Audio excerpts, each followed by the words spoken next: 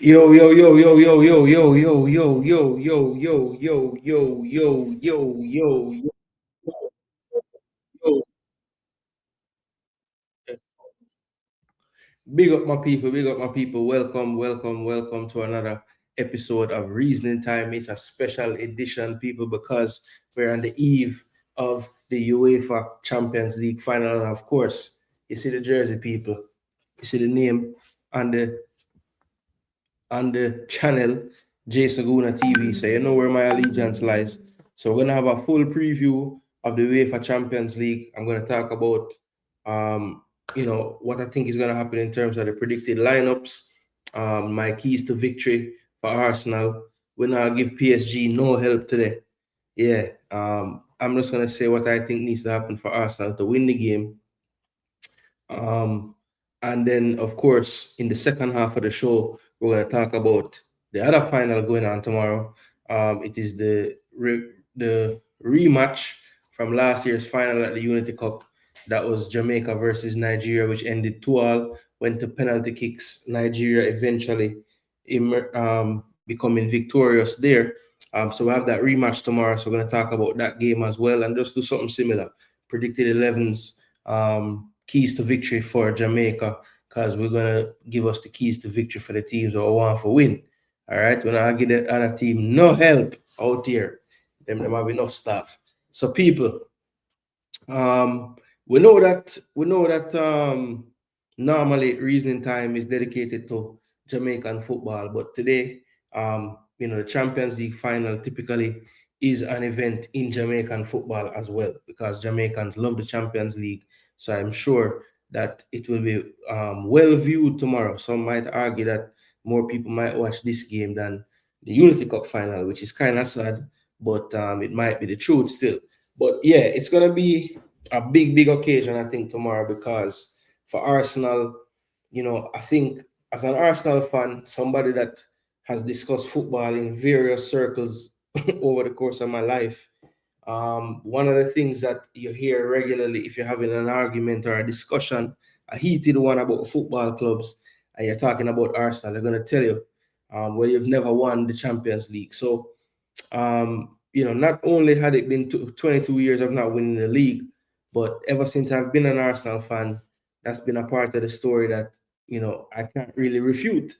We have never won the UEFA Champions League. So, with this being our second time in this final, we played Barcelona 20 years ago exactly. Um, this go around, it's going to be quite interesting to see what we can do. I think right now, coming off of the heels of the Premier League title, I think that right now we're pretty confident, and probably have a level of belief that probably would have been a little different if we had found a way to like lose that title to City in the home run of the Premier League. So the fact that we got our hands on that trophy, got that over the line, I think is a big, big thing. And yeah, let's see how much that plays into the performance tomorrow.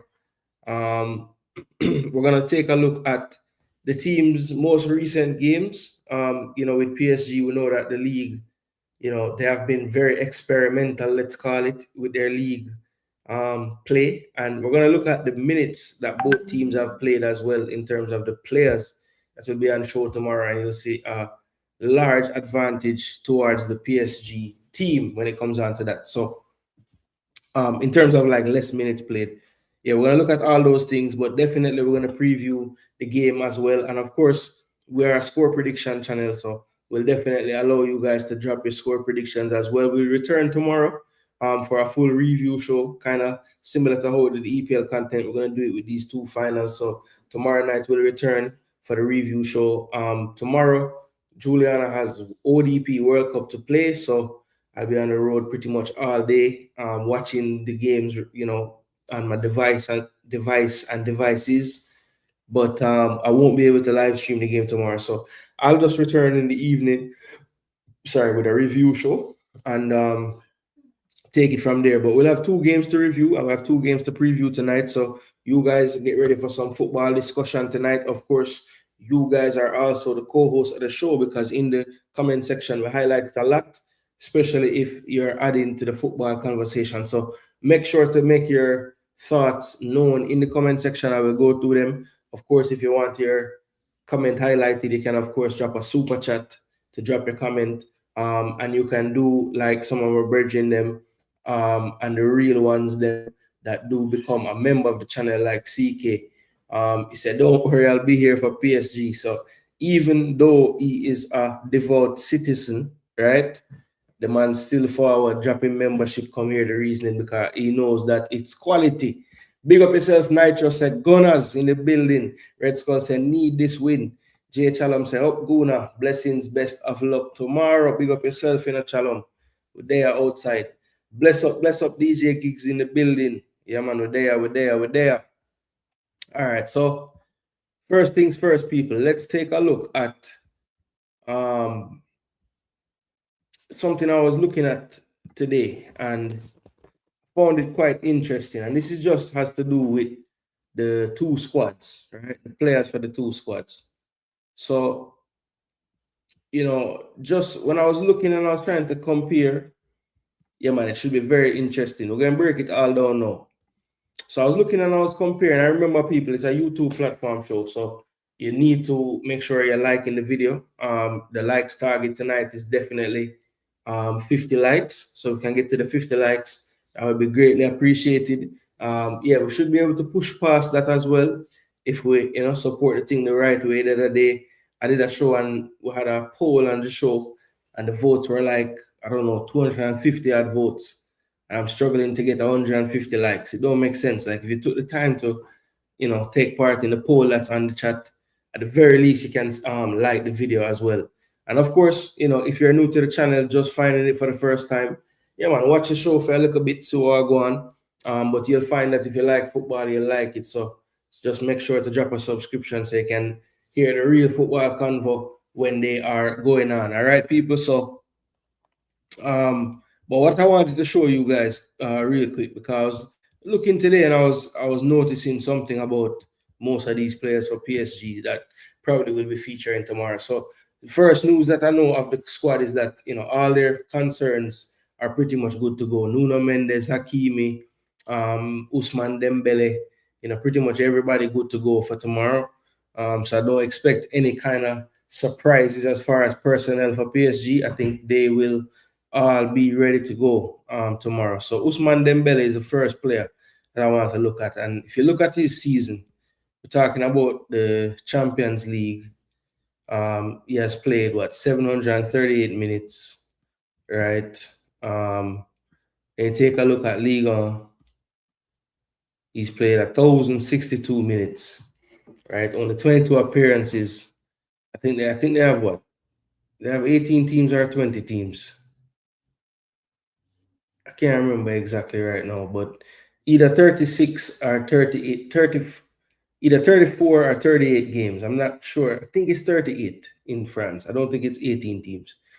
So, he played 22 out of 38, only starting 11 games, right? Played just over 1,000 minutes. So that's like just under 12 games total, right? That's Ousmane Dembele, top player. The crazy thing is with those limited numbers, 10 goals, 7 assists, so still very, very productive, right? Now, that's Ousmane Dembele. Now, if you look at the likes of, let me go to Arsenal real quick. And I'm going to show you how throughout the team, this is pretty much the normal thing. So, when you go to players, and let's just say Gyökeres, our striker, right? So Gyökeres, see the amount of minutes he's played, 34, 49, 54 matches played, right? So a whole ton of minutes, 54 matches, right? You look at his league season comparatively, 36 out of the 38 played with 2,254. So basically double the minutes of Dembele.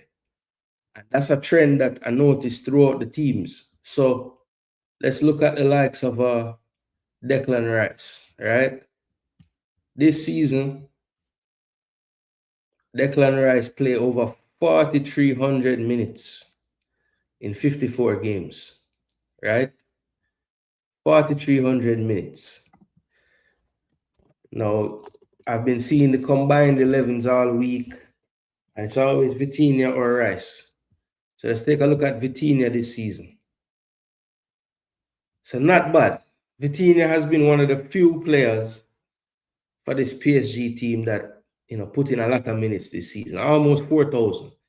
And even with that, a full 500 minutes or 5 extra games, basically 5 extra matches, almost 6 extra matches for Declan Rice this season, right?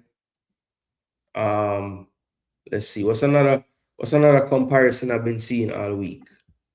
Due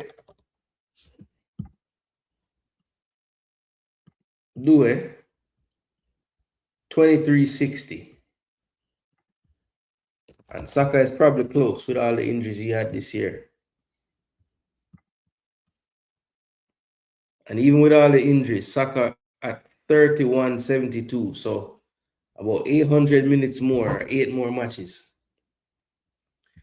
So all across the board. Avara,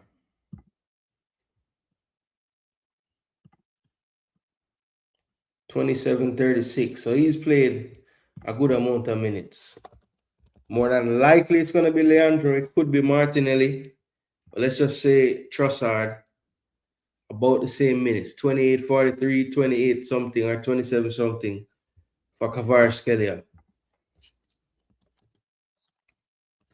Then you look at Zubimendi. Almost the same as Declan Rice, 4,200 minutes, right? And look at João Neves.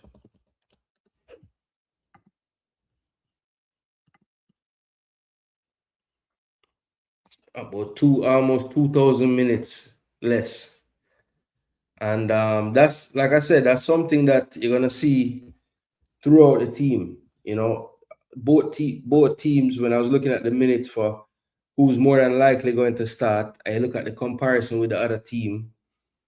PSG just seem to have a lot more players with less minutes. Let's see, Hakimi. They said Timber is fit enough to play. Whether he's fit enough to start is another question, but Hakimi, who is fit enough to play, probably will start. 24.98, almost basically 2,500 this season. You compare that to Timber, who more than likely, if he's fit, will play. 3,300, so a full 9 games more, even with Timber missing all that time. 43 minutes in 43 match him still play. So all across the board, this Arsenal team, I think Mendes was like the only starter that would have had more minutes than our potential starter. I'm at 2740. And more than likely, it's looking like Calafiori is going to be the one to start. And he has played about 22.59. So it's pretty close with that one. But Mendes did have more minutes. Now, if Nkapie does start, I think he's going to also be a little bit less. No, so if Nkapie starts, it's about the same, 27.98. So it just depends on who starts. But yeah, I think it's twofold why this happens, right? So one reason for sure is the Premier League strain in terms of being able to really change your team in the league and still get a good result. You can't really do it as much, especially in certain areas of the pitch, right? So the likes of Rice and Zubimendi, who for long stretches of the season was our pivot. Typically, you don't want to be changing up that pairing too often, right? If you don't have to.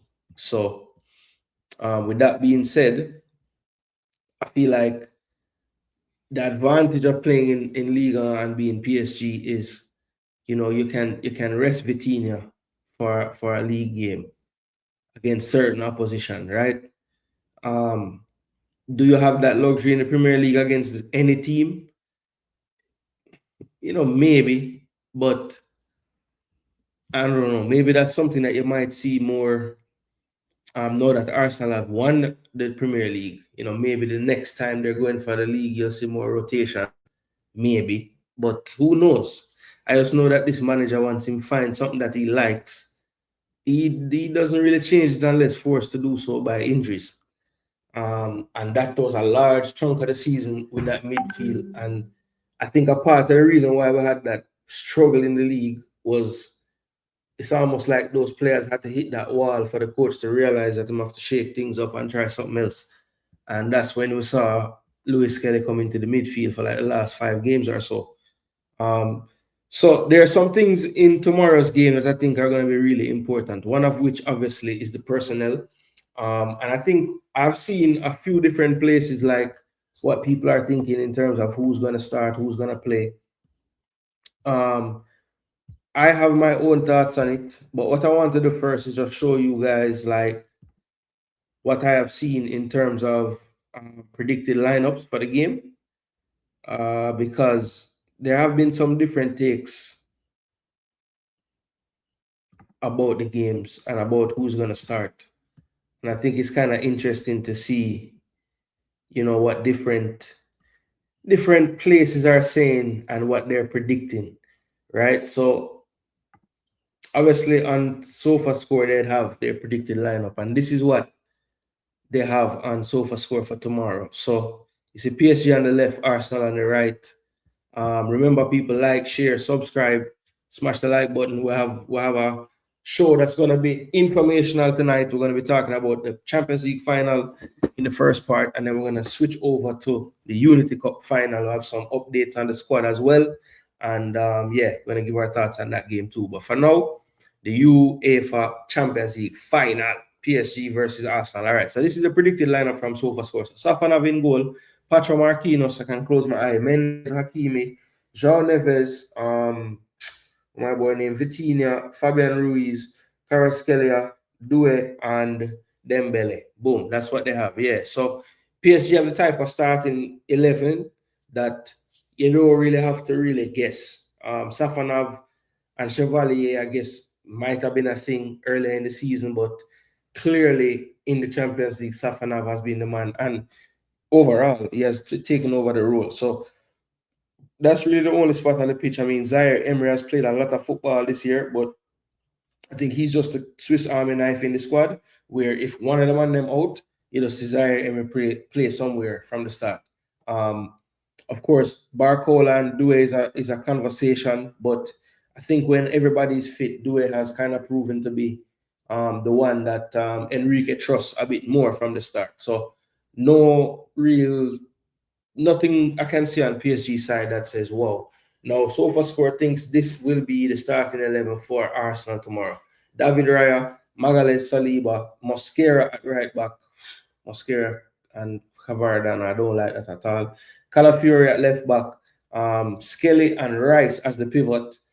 Odegaard in the 10, Trossard left, Saka right, and Gyökeres leading the line. So that is what SofaScore thinks will be the lineups tomorrow. PSG's, I think they have spot on. I don't think there's going to be any kind of change there. The only thing that could potentially happen, Ruiz has kind of been the one that gets sacrificed in the midfield sometimes from the start. Zaire Emery sometimes starts the game, and then you see Ruiz come on at some point. I think for the Champions League final, though, I think he's going to go with Ruiz from the start, because Ruiz is a real control type player. And I think he'll want to control the game as long as he can, especially at the start of the game, want to set that precedent for how the game going to go. Because Arsenal will, if the other team has the upper hand, defend for long periods. And I think Enrique would like the game to start like that, where Arsenal is on the back foot defending and they are controlling everything about the game. So I think Ruiz will give him a better chance to do that. That's why I think SofaScore probably get the 11 spot on there. Now the Arsenal one,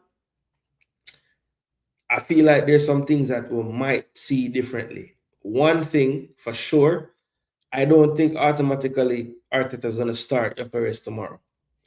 I think we saw in the game where we played Burnley, and that was a must-win game, end of the season. Wait, was it Burnley we played? Who we played? Yeah, it was Burnley.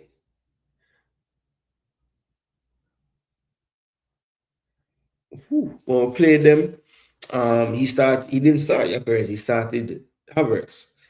And I feel like, I don't know, man. I just feel like Havertz, you hear the narrative, he's a big game player. He scored for Chelsea in the Champions League final. And I just feel like the coach favors Havertz overall as a player. And I just think for that reason he's going to play, right? That's why I also agree with Odegaard starting where he's starting there. I think there's no way Odegaard is fit. Champions League final and Arteta doesn't start Odegaard. I just don't see it possible. The only other thing that I see, because I do think that, in the second half of this season, Arteta has kind of finally realized that Eze is like an X factor and has to figure out a way to play him. I think there's a scenario where Trossard or Martinelli don't play and he plays Eze on the left side. I think there's also a scenario for that, just because he'll probably be thinking, I want all my X factors, game changers to be on the pitch. And, not that Leo and Martinelli don't have game changing ability. I just feel like maybe Eze might give you a little bit of that out of nothing kind of magic, and you might need that tomorrow. Okay, so it is 34 games, so cool. Couldn't remember if it was 20 or 18 in France. Every day we have to hear this Arsenal stuff. Good. Disrupt the beautiful football of PSG with their WWE style of play. This madman. Anybody put rice over any PSG mates is an Arsenal fan. Bless up, bless up, bless up, bless up. Yeah, man, let them know if you hit the like button. Big up yourself, JB. No. Boy. Red Skull and Rob Smith gonna have big arguments tonight. I can guarantee it. How many money have Arsenal spent over the last couple of years? They should be able to rotate more. Don't want to hear that excuse. No, it's not an excuse. It's just the facts that Enrique did a much better job of rotating his team. I think one, because Enrique just is smarter about rotating his team, and two, he can afford to in his league much more. Arteta need to find a player who can substitute Rice. Yeah, I agree totally. We need somebody so that Rice don't look like him dead every game. They have 40 and 50 million players on the bench. Coach fault if you don't rotate. Yeah, I agree. Because next season, it's like without Rice, Arsenal can't function. No time to talk about any Champions League. You already know that outcome. Jamaica match you want to hear about. All right, Duke. Well, Jamaica match you will hear about. But first, we are talking about this. I don't care. I don't care. You can't want bad me up in my place, mad. But yeah, this is what SofaScore have for them lineup. But I thought this was interesting because when I looked at Fatma, they did have it a little bit. Wait, about the same thing. I thought they had, so they must have changed it because one of these had Eze on it. Let them change it. But anyway, at the same thing. So Fatma Bands SofaScore. Oh no, they have one change. They have one change. And I think it's the change that most people probably think, is the one that's going to be the one that most people, if you ask people to do an Arsenal lineup for tomorrow, even Arsenal fans, I think it's going to be kind of torn between who starts at striker. Right? Because they have the same team we just saw, except for Havertz starting instead of Gyökeres. I saw a stat today that when Saka, Trossard, and Gyökeres start this season, they have 12 wins and 1 draw. So that 3 is unbeaten all season when them start. So I don't know. Arteta is somebody where when him do a decision, sometimes him says because of trends that him find. So there's a trend for you, Arteta. So find a trend for you there. We're going to do it. But yeah, it's going to be an interesting one. Now, when you look at this team here, I think one of the things that's going to be really crucial for Arsenal tomorrow is Saliba and Gabriel and Rice and Skelly, they're going to have to make sure that they're communicating a lot. Because I think a part of PSG superpower is Dembele and how he kind of makes sure that his starting position is like close enough to the center backs to attract them. And he just continues to drift further and further from the line. And he just attracts those players away from the line and opens up space for the other runners. So, you know, I just realized that they have Zaire Emery starting at right back instead of Hakimi. So it's going to be interesting to see if Hakimi does start, because he was the one that was probably most in danger of not playing. Dembele did come off in the last league game, but they said it was all precaution that day. But Hakimi, he's been out a little bit longer, so they're not really sure. I think Hakimi is the type of player he's gonna have to have like something broken to not play tomorrow. But we'll see. They have Zaire Emery here on this, so we'll have to watch that one as it gets closer to kickoff. But I think, as I said, the communication. So Gabriel, Saliba are going to have to pass off Dembele to Rice and Luis Skelly, and that communication continues, because sometimes he'll go so deep that he's in line with like the deepest midfielder in the build-up. And that's when teams actually get into trouble, because he pulls one of those center backs off the back line. And then when those runners start to make those spaces or occupy those spaces, teams always look outnumbered when PSG kind of go quickly. If they play those 1-2s in short tiki-taka and then they go with that more direct ball, typically it's like, yo, how is there so much space? It's because the movements of all those players that were playing tiki-taka, they didn't start there where they're playing that tiki-taka. And they have influenced defenders to move out of their positions. And now it looks like, why is Kefardana 1v1 with Mosquera? Well, Saliba and Rice have gone for a walk because they have been pulled out by this little intricate play that's going on.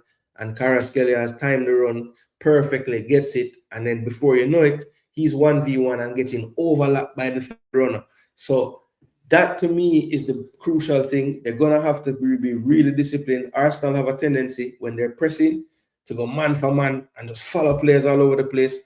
I think in a way that's kind of what PSG wanted to do. If you're going to do it, boy, you're going to have to win every single 50-50. You can't let no man spin you. And I just don't think PSG is the type of team that you can do that and don't eventually one of the brilliant individuals don't get through you in a duel and then your team unbalanced. So I think, yes, you have the principles of pressing when you're close to the ball, but it has to be where you're pressing from a zone where you're not hurting the rest of your defenders, because their whole strategy is when they see you overcommit, they have the runners ready to take up those vacated spaces that you overcommit out of. So I think Arsenal are going to have to be really, really plugged in. I think Arsenal is the type of team that the way they set up, they do a really good job. Once you beat the initial press, they get into a structure that really makes it hard for teams to pass through them, right? The lines being broken of Arsenal is not an easy thing. And I think that's why sometimes people that watch Arsenal say, boy, it's kind of boring, because I think a part of that is really like how Arsenal stops the other team from playing, right? And I think, it's not something that anybody that's not a, I guess you'd say football nerd, they might not really appreciate some of the things that Arsenal do, especially if they're like a defensive-minded coach or anything. Like the way how they set up structurally is really something to study, because like teams that typically create, a whole bag of chances when they play Arsenal, that it's a lot less chances that they're creating. It's no coincidence that happens. So, a lot of people just see the two teams and the style of play and they say, yo, PSG is going to run over Arsenal. But the thing is, like, the things that you see PSG able to do to other teams, they won't be able to do it to Arsenal with not near the level of frequency, right? Just because of how structurally it was set up. So I think people are probably underestimating how solid Arsenal structure is, and to stop other teams from attacking on them. But I think when it's the Champions League final, the occasion, the high that Arsenal will be on, I think there's going to be moments where we don't have that discipline, and that's where it's going to come down to who I think is the player of the season for Arsenal. I know a lot of people said Declan Rice, but me personally, I think Raya probably is the player of the season, honestly, because some of the moments, some of the points, some of the 1-0s we got, when you look back at them, there was at least one moment where Raya saved the 3 points, and he's just done it so consistently. Rice is my baller. And I wouldn't be upset if people say Rice over Raya, but for me personally, I would have to say Raya because I really think that the defense won us the title this year. No joke. I mean, set pieces, yeah, I get it. We did score a few open play goals as well, a lot. But the defense is really, I think, what made the difference. Um, and I think tomorrow that's in essence what's going to make the difference too. But I think the key, as I said, is the communication, communication, communication. It's going to be a lot of interchanging with the PSG players. They're going to have to pass off players. They'll run out of their respective areas because remember, the minute you do that, that ability to prevent the line breaking pass goes away because you're too stretched. So Arsenal's gonna have to remain disciplined in that regard. And let's see what happens. But I think we can do it. We have the discipline to do it. I think we're gonna have to make sure that we are not just falling into this defensive shell all the time. Because I think if they have the ball, if it's like a 70-30 type of possession game, I think Arsenal probably might lose the game because I do think we'll tire quicker than them because we'll just be doing so much defensive work. But I think one thing that PSG don't like either, if we're being honest, is that they don't really want to defend deep, right? They want to be on the front foot. They want to have the ball. They're gonna press you. So I think, the key for Arsenal for me is in those initial moments where I'm sure PSG will be pressing, you'll see Dembele basically like on your mark, get set, go, and have a goal kick trying to press. If we can handle that and like break the first line a couple of times in a row and just soften it up just that little bit, I think we'll be okay. I think if it's a frantic, every time they press, we're kicking over the ball type of thing, I think that's gonna just raise the confidence level of PSG and let them know, hey, we can just press them, and they won't really get through us. They'll have to go long and they'll have to feed on scraps.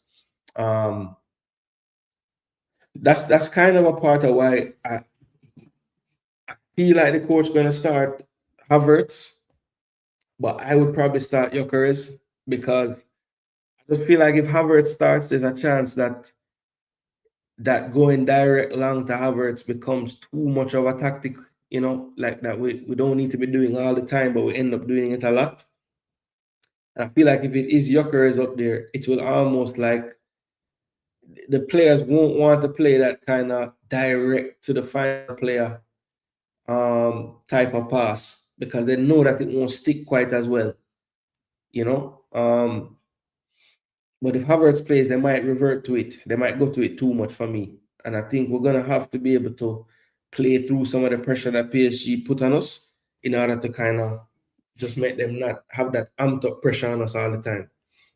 Cause that's really how you soften up a press more. The best way, is just pass through it and get through it.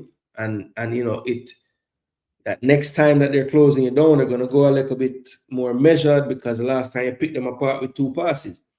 So, you can really influence how hard you get pressed just from keeping the ball away from the press. Late goal again, Havertz off the bench. I was watching the Arsenal goals throughout the campaign. Can't wait to hear your prediction for the CL, and hopefully you don't give us the Arsenal fan one and just based on the better team. Well, remember, it's not necessarily the better team overall, gigs, but the better team on the day. Yeah. I think Zubi should start instead of Skelly. Just hope we win, and my hopes is in rare. Yeah, so the Zubi over Skelly one is not one that I've really thought about as much because I just feel like that ability to beat pressure with the ball at your feet is going to be really important because I don't think I don't think that Arsenal, the way they play, they some at times I don't think they offer enough options to the player on the ball, and it kind of forces them to get out of trouble sometimes with the dribble or with the like feint, and I just feel like Skelly is a little bit better equipped to be doing those type of things, right? So he will drop him shoulder and get by a player in order to create more time to find the next pass. Whereas I think Zubi, he kind of just wants to see the pass, play the pass type of thing. And if he's forced to take a few extra touches on the ball, that's maybe not his strength. I think that's why he plays so well in Spain, because Spain is a team that have 5 options every time they get the ball. I don't think Arsenal is quite as fluid in possession to always have all these options readily available at all times at every angle to the player on the ball. And for that reason, I would probably go with Lewis Kelly. I know that's probably a really long reason, but that would honestly be my reason. I just feel like it's going to be more important tomorrow to have a few players that can just kind of dribble out of trouble, and not even trouble, but like, we're passing side to side, passing side to side. The next time, sometimes you want to break the line with a pass, sometimes you need to break the line with a dribble. And I think Skelly is that type of player. He'll kind of shape like he's going to play that pass, dip his shoulder, cut through 2 players, and he breaks the line with a dribble. I think we're going to need that skill set at times tomorrow. So that's why I would go with him. And plus, just for the goodwill factor of it, right? Like you changed from what you were doing. You did this. You haven't lost a game since that. I just don't see the point in the Champions League final now to go back to Zubimendi. Now, I did see something, and I don't know if people caught up on it. In the last game we played, Zubimendi actually spent some time playing right back. And I wonder,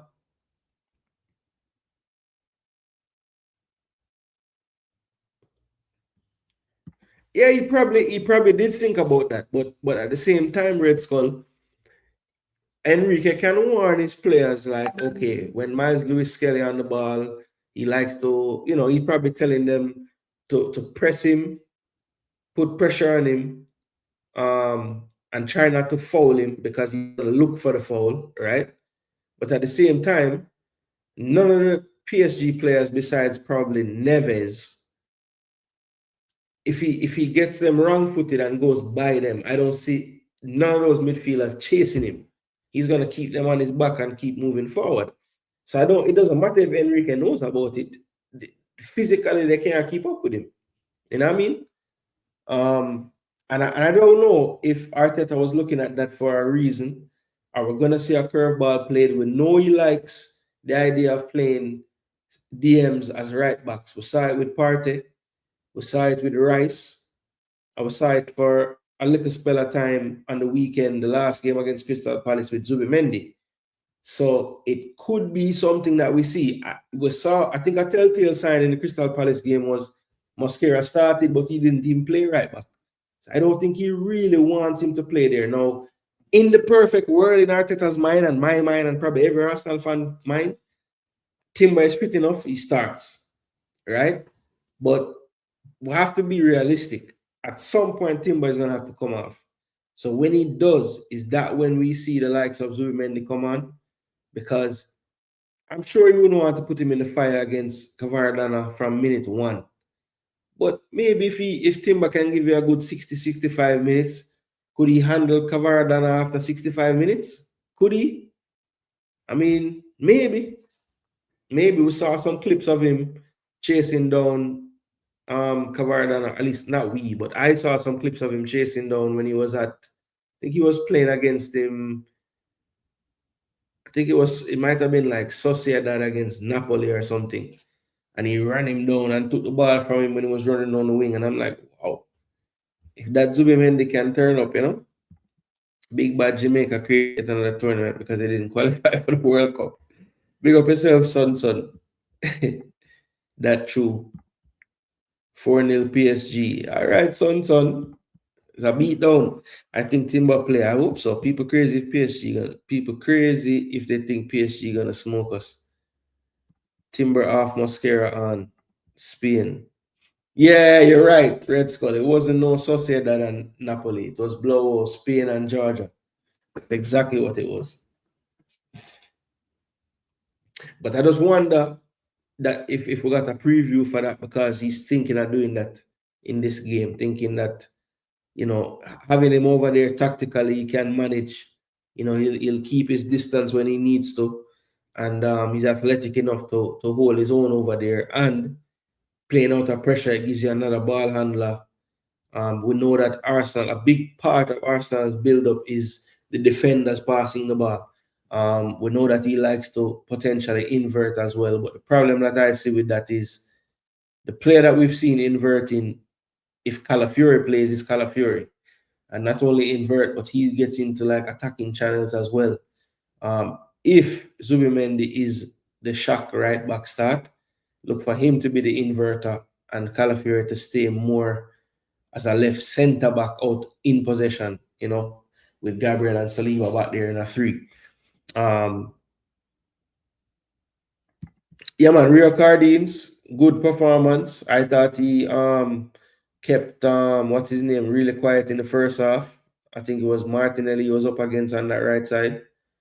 But yeah, I thought he did well. I thought he did well, to be honest. I'm sure the Trinidad fans were very pleased. Another player start in the Premier League.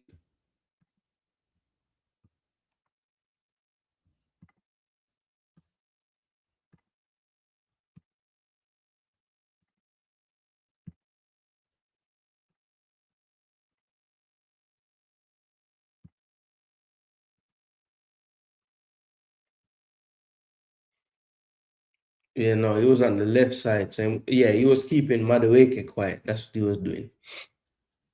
And I think he switched over to the right when Mitchell came on at halftime. So yeah, he played one half against Madueke, then played the next half against Martinelli. Martinelli did a little bit against him. But I know Madueke got the goal, but it really wasn't a runner play thing. So in the runner play, that he dealt with him really well. Yeah, I think Calafiori will start. I think he will.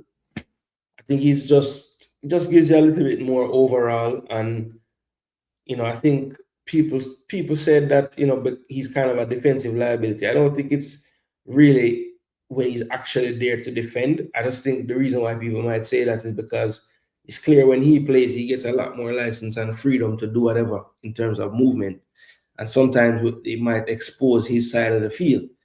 And that's the thing that I think Arteta's gonna have to find the balance of, like, stick with the principles of how you always like to play, but I mean it can't be a suicide mission. You can't, just leave Gabriel on an island because Calafiori is gone to go and play center forward with whoever starts at center forward. So he's gonna have to find that balance, I think, and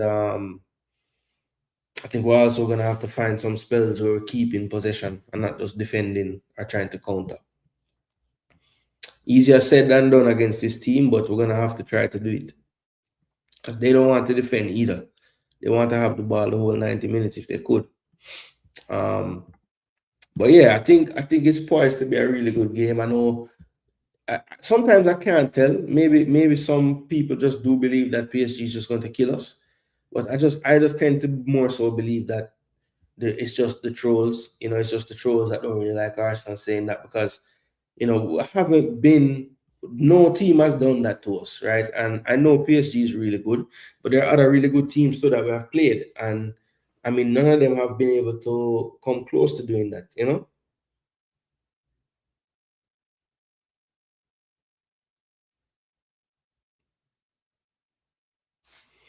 Red Skull, I'm not sure why that try to say, he play in Capia is that bad. Mm. If play in Capia, he that. I'm not sure. I'm not sure what you're trying to say there. Clean that up.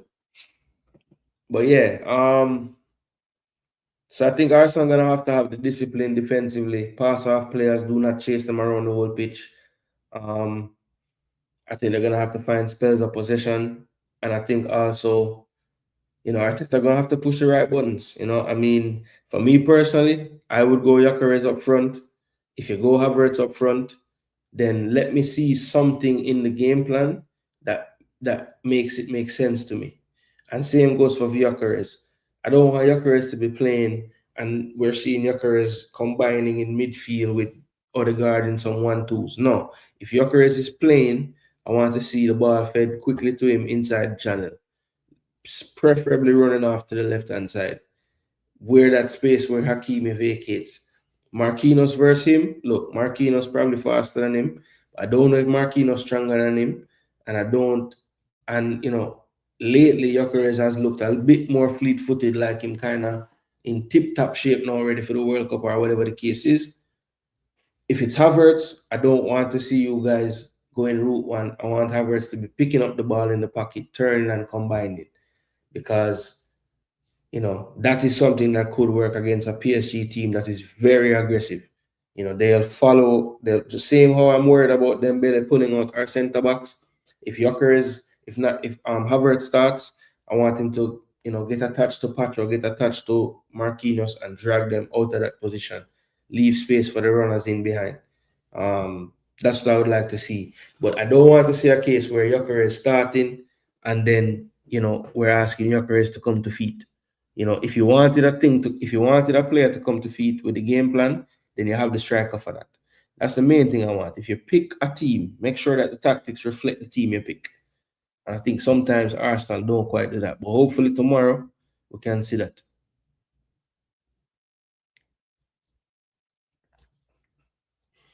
We say it would be bad if him play Nkapie tomorrow. Well, Nkapie put in some good work for me this season, man. I'm not go on like say him just to pure foolishness. He has done decent, man. Him do decent this season, man.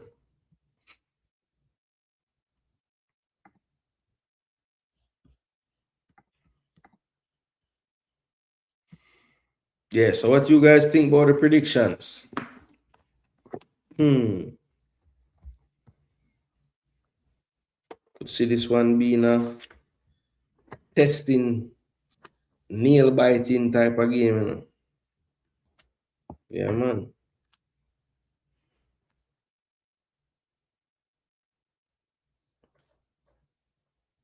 Arsenal, PSG.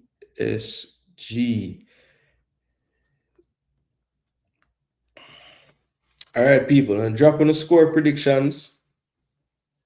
I'm gonna document them. So we're gonna Arsenal, PSG, and we're gonna Jamaica, Nigeria.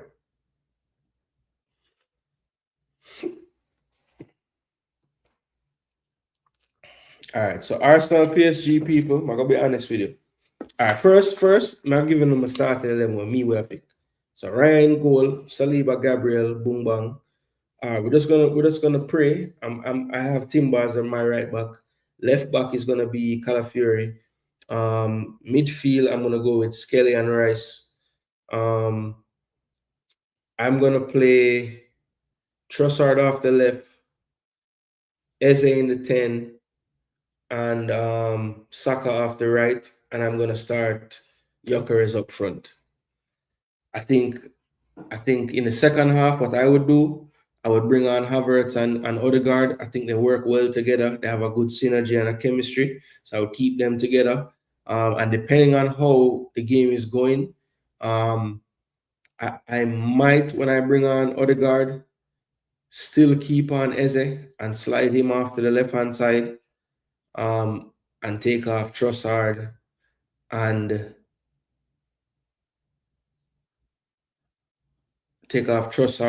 Gyökeres, right? And then, obviously, if we're chasing the game, you have the option of bringing them both on and keeping Gyökeres on and just kind of sliding the pieces to the puzzle a little bit. You have that option of always sliding Eze off to the left if you take off the left-sided player. If Saka comes off, I think it's a like for like. It's going to be Madueke over there. And yeah, that's go from there. But me personally, that's what I would go with. I would start Eze. I would not start Odegaard. I know that's kind of a big call. Kind of like how Odegaard to end off the season was, really at the middle of everything going on, kind of controlling the games and whatnot with his passing and his possession. But for me, I want that game-changing player out there from the start. Even though I know that keeping possession is paramount, I don't think that Eze is such a bad ball retention player to where I wouldn't start him at all. The only thing I would say to Eze is I need him to be a little more Odegaard like in the sense of availability to get on the ball. Even if you're just getting on the ball to play a wall pass, just get on the ball and touch it. I think he's the type of player like the more touches him get in a game, the more likely you're going to get a contribution from him.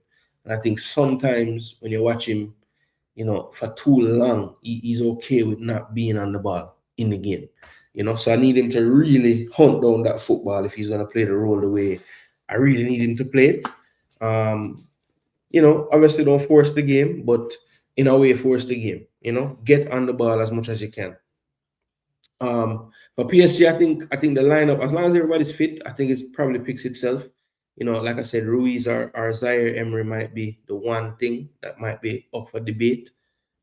Because Zaire Emery has been like the most consistently used player for PSG all season. But I think that just stems more from him being the Swiss Army knife that he is, and any of those midfield players or the right back, even the left back, injured. It's like Zaire Emery just gets plugged in there. So, yeah, I think if everybody's fit, he doesn't start probably.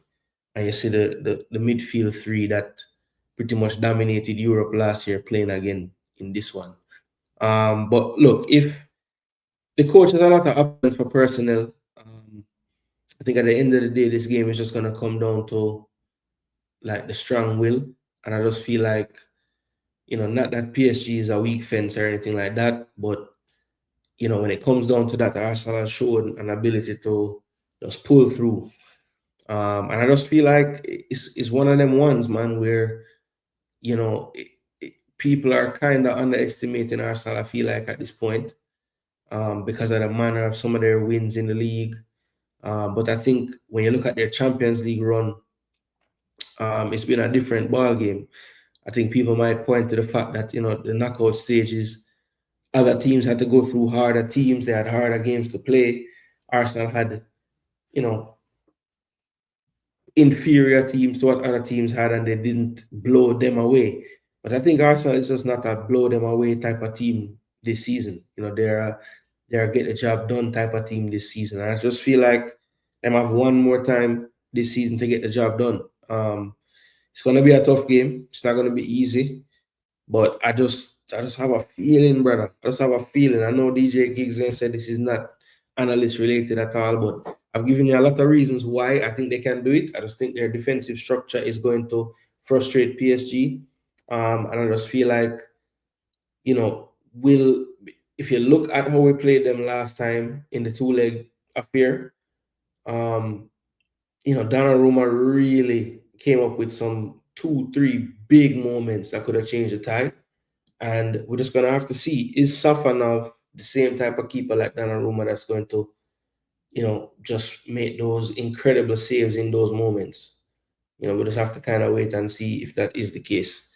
But my money is not on Safanov to do that. So I think some of those chances and the freedom I think the Arsenal players are going to play with, just because I know they know that obviously if they win, they'll be the first Arsenal team ever to do it and all of this. But I just think winning the league, celebrating that league, getting some of that pressure off of themselves, I wouldn't be surprised if we see, the best version of Arsenal tomorrow, honestly.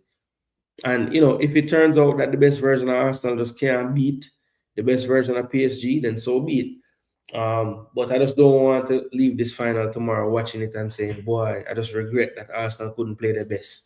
And I just don't think that's gonna happen. I think because with all the recent events, I think that whatever, you know, pressure or anything like that, I just don't think that that will be as great. And I think because of that, we'll see a good version of Arsenal tomorrow. Um, Look, I think they stay the course, man. They come up with a defensive plan that's good enough to stem the tide. Raya makes his usual 2 to 3 really big saves in the game, and Safanov just can't replicate what Raya is bringing to the table on the other end. So I'm gonna go with an Arsenal 2-1, and I go with that because the last time I watched Arsenal play in the Champions League final, we fell to Barcelona 2-1. So I think it's gonna be a reverse, um, you know, just a reverse. And like Ian Wright said before, after tomorrow, there's always been the Invincibles, obviously, going through the league season without losing a game. And Ian Wright said if they are to do the league and Champions League double, they'll be known as the Immortals. So let's see if the 2025-26 EPL champs Arsenal can get up there in the history books with the Invincibles and be known as the Immortals, because I'm sure that name will stick, as Righty said it. All right, people. So yeah, can Arsenal become the Immortals? I think they will. It's going to be 2-1 to Arsenal. And I'm telling you, people, it's just my year in sports, bro, because the Knicks looking like they actually might win the championship this year, which is crazy to even say, but it's a legitimate shot that they can do it. I know a lot of people telling me, boy, the West is so much better and these two teams are going to kill us and da da da da. But I think similar to with Arsenal, people just aren't realizing what the team itself is doing, and they're focused too much on, well, Arsenal always fall short or Knicks always buck them toe. But you guys have to live in the present and see what's going on. I'm telling you, Arsenal right now, defensively, it's very, very difficult to breach this team. And yeah, I just feel like PSG is going to see that tomorrow. 2-1 Arsenal, people. I'm telling you, just drop your score predictions in the comment section as we go through the show. We're going to move along. Conrad is dying with laugh because I'm trying my best to tell him to believe that Arsenal will win tomorrow. Yeah, man. PSG.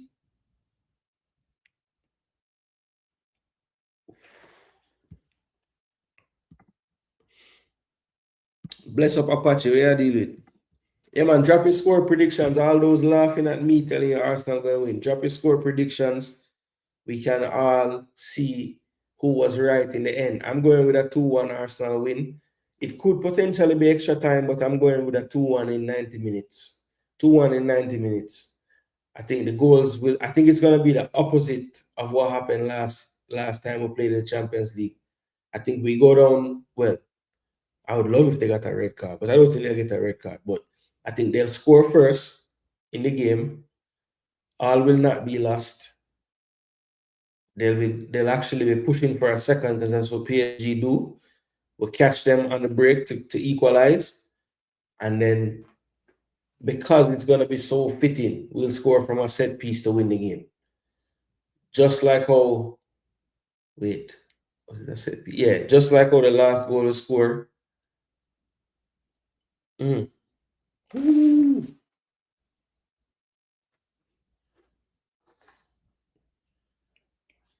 game will clinch the title. Yeah, man. Tomorrow, set piece win it. I don't know from what kind. Might even be a penalty. I think it's gonna be the usual corner or a free kick, cross type of thing. Yeah, man. 2-1 to the Arsenal. I love him for a big Gabby get the winner.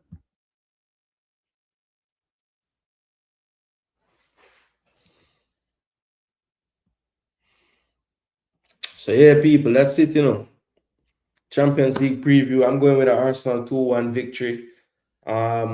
Look, the fan hat is on. Make no mistake about it. But I think I have given Arsenal enough analysis to say, yo, like you guys can actually do it if you just follow these simple instructions, I'm not asking for too much, what I've asked for.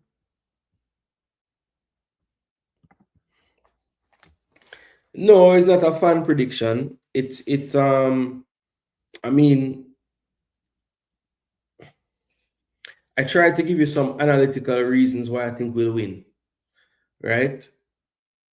Now, did my analytics or did my fandom skew the way I view the analytics? Potentially. But at the end of the day, I'm telling you that there is a way that we can beat this team because we have proven in the Champions League especially that against teams that are going to come at us will really pose up a difficult game for them. I just don't see it being any different with PSG. I think we'll have our moments where we get in behind them, we challenge them, we trouble them.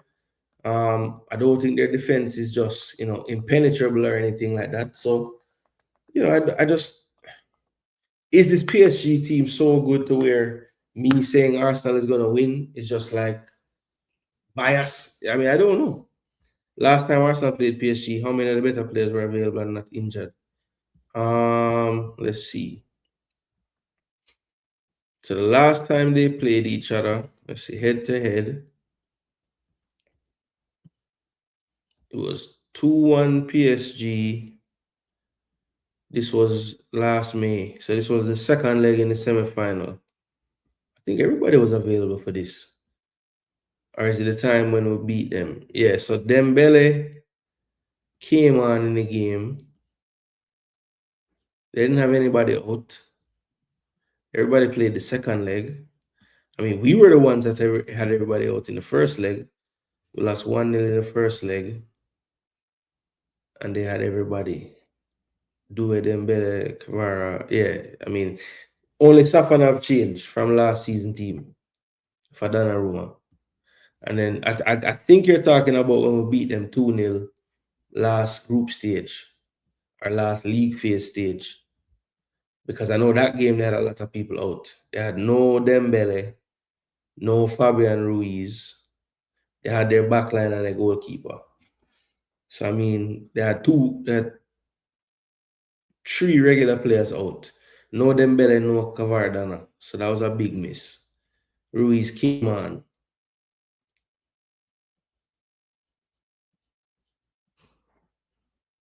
And I don't even think Dembele was injured for this, It was like some kind of beef him and Enrique was having at the time. I remember that.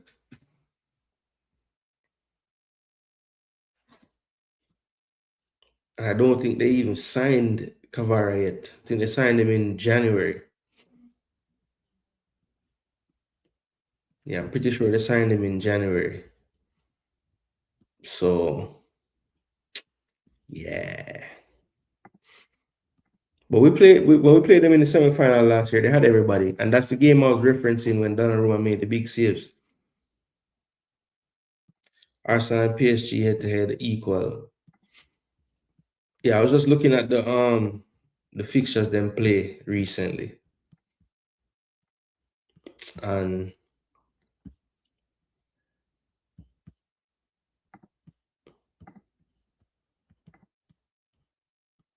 yeah, 2-1, 1-0, 2-0, 5-1. Jeez. 2-2, 1 all. So I played them 16, 16, 17, played them in 18, 24, 25, and now in 26. So yeah, PSG 2 wins, Arsenal 2 wins, and 2 draw. Even Steven. So tomorrow we'll break that tie. And I'm going with the Gunners. Conrad say he wants us to win 3-1. So I put that down for Conrad. 3-1 win for Arsenal. From watching Arsenal, they don't convince me against better teams. For example, many would say City didn't have the best of defense season and they couldn't beat them. So PSG will have to be very poor.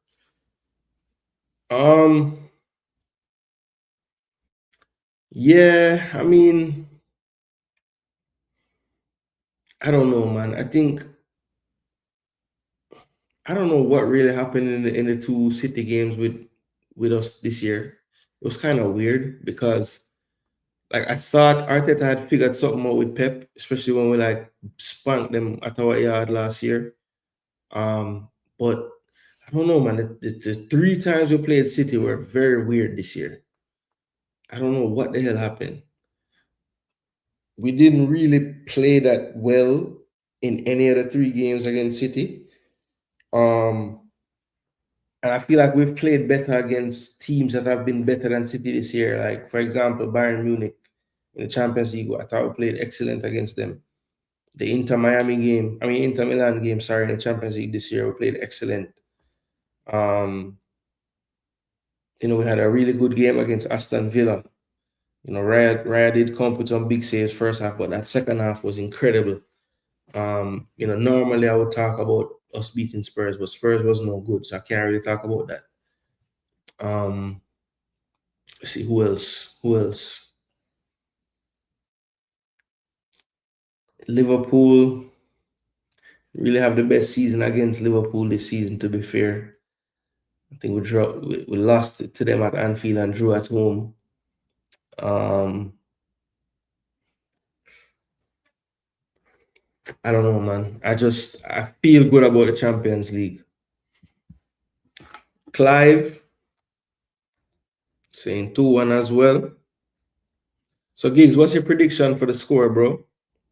PSG how much? To Arsenal how much? City won by luck. I don't know if it was luck still enough. I just don't think we played well enough in those games.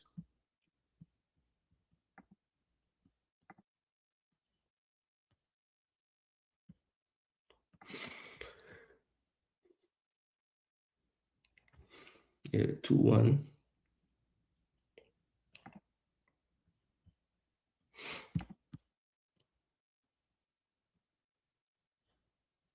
Five big chances ain't bad though. Had the higher XG too. Damn. How was the first game though? This one.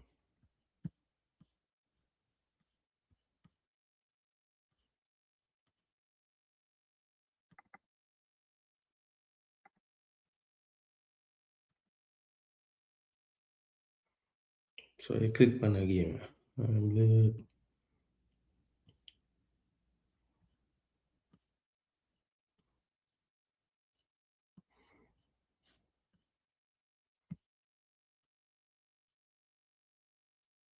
Yeah, I wanna.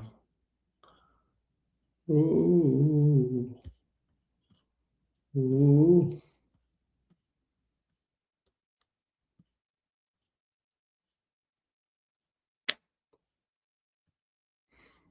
Mm-hmm.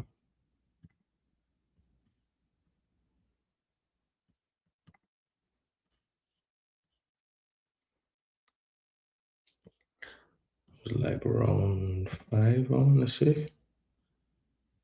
Yeah.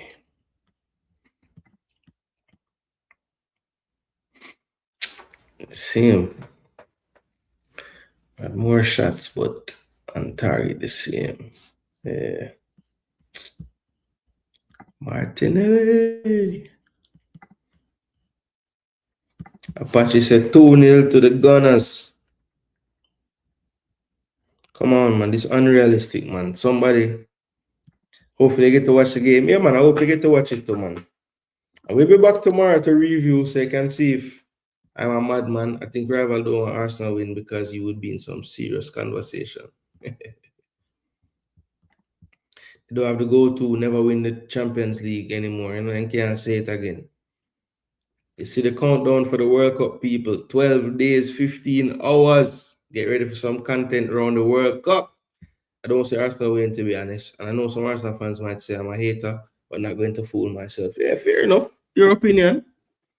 Fair enough.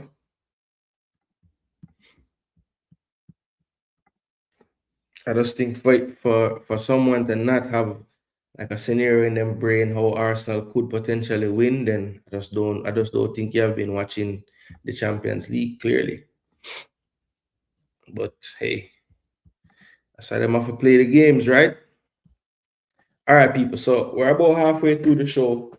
A little past halfway through the show. So let's switch gears to the Jamaica final in the Unity Cup. So we have the picture there, Kaheem Dixon, Tyrese Hall. We have a lot of movement in this Reggae Boy squad before this game. So we want to make you aware of some of the changes that we have seen and what we have heard about what's been going on with the comings and goings in the camp over there at the Valley in London. So that game, of course, the Champions League game is a 12 o'clock kickoff for me. I think 11 in Jamaica, 5 in England. But the final of the Unity Cup is a 7:30 kickoff. It's gonna be 2:30 my time, 1:30 in Jamaica, and it's gonna be Jamaica taking on Nigeria. So, just looking through. Let's see.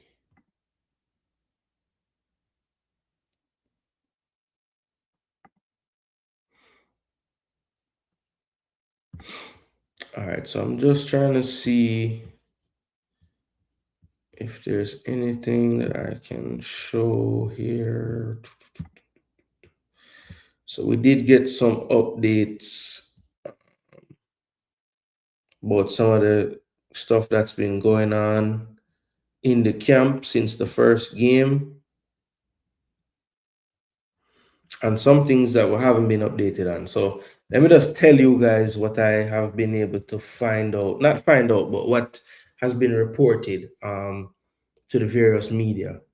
Big up Jeremy Lee. Yeah, man, we're just reached the Reggae Boys segment. We don't talk about Arsenal now. So all the people that will never want to hear about the Champions League final, that part is over. We now move on to the Unity Cup. So first things first, people, let me tell you what has been reported. So we got news that they trained this morning. Dante Plunkett joined up with the squad yesterday and took part in the session. Plunkett was a part of the U20 squad in February, but picked up an injury shortly before the qualifiers in Curacao. So he was due to travel to Curacao to take part in those qualifiers, but did pick up an injury late in the last camp. Then there was something else added in after that. Says, meanwhile, Samir Blois, national youth goalkeeper, and Joe Duncan, Bristol City, have been training with the team since camp started on Sunday.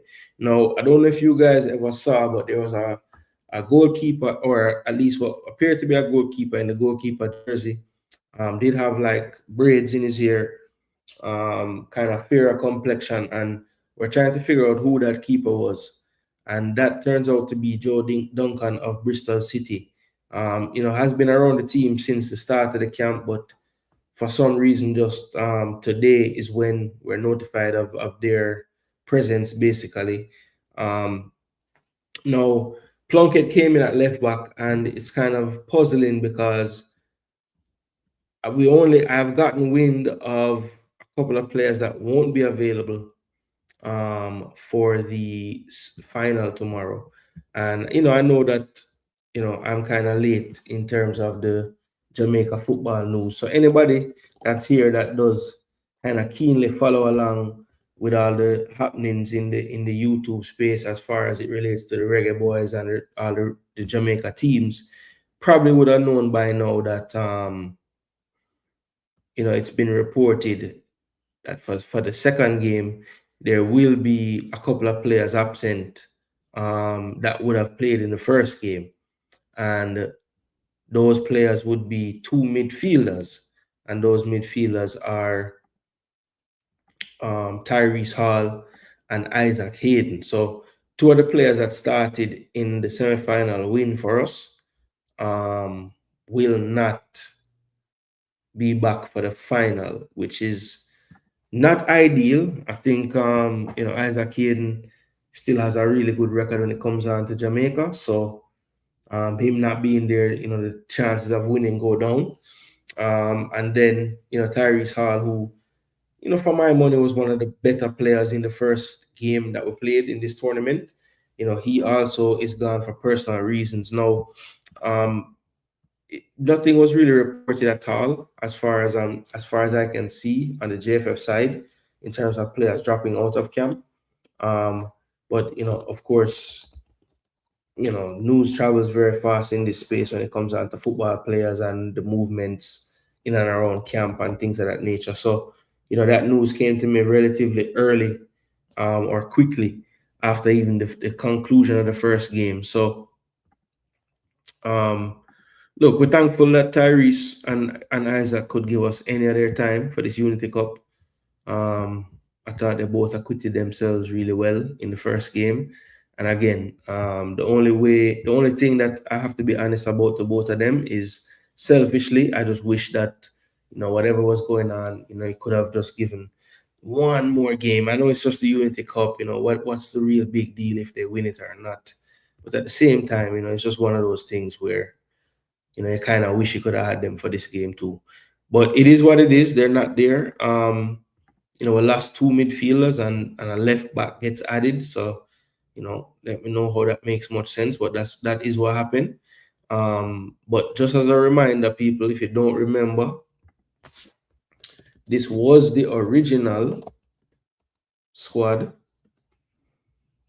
This was the original squad that was called. See if I can find it. See if I can find it. People, make sure you're smashing up that like button. Greatly appreciate that if you would do so.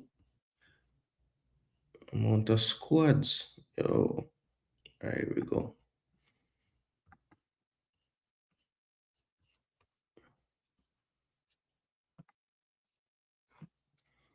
Can play the game we always play. You know, how many of these players actually there?